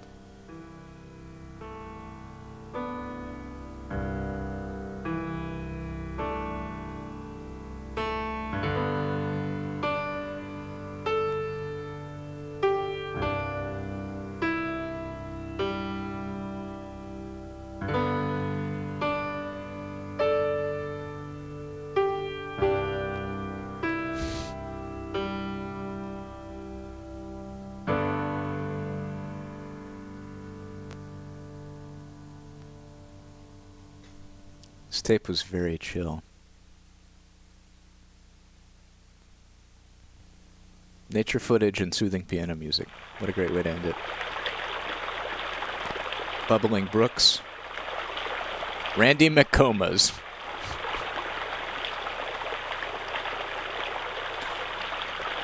Yeah, I enjoy sometimes not being... I think the streams sometimes benefit from me not being the center of attention and just being another chatter. It is about the tapes, after all.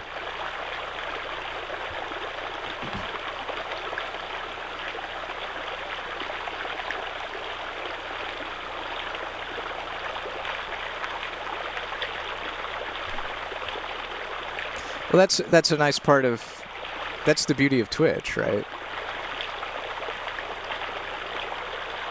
And I find it easier to, have a real conversation when I'm not, projecting presenter, entertainer energy, which is ultimately not what I'm trying to do here. It's not my brand of choice, but it's just something that naturally happens when you're trying to present things. I enjoyed chatting with y'all. As we learned about Bandelier National Monument. We've learned so much today. We've learned about Chicago and war.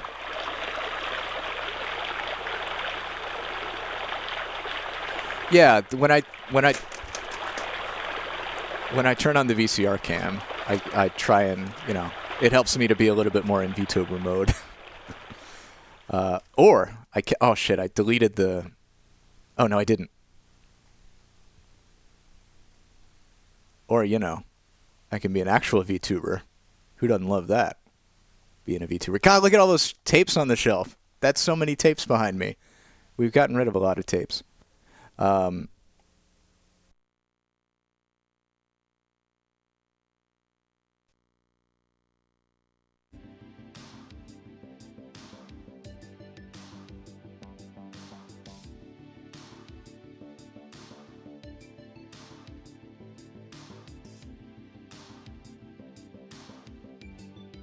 Oh, shit. I was saying, what did we learn today, folks?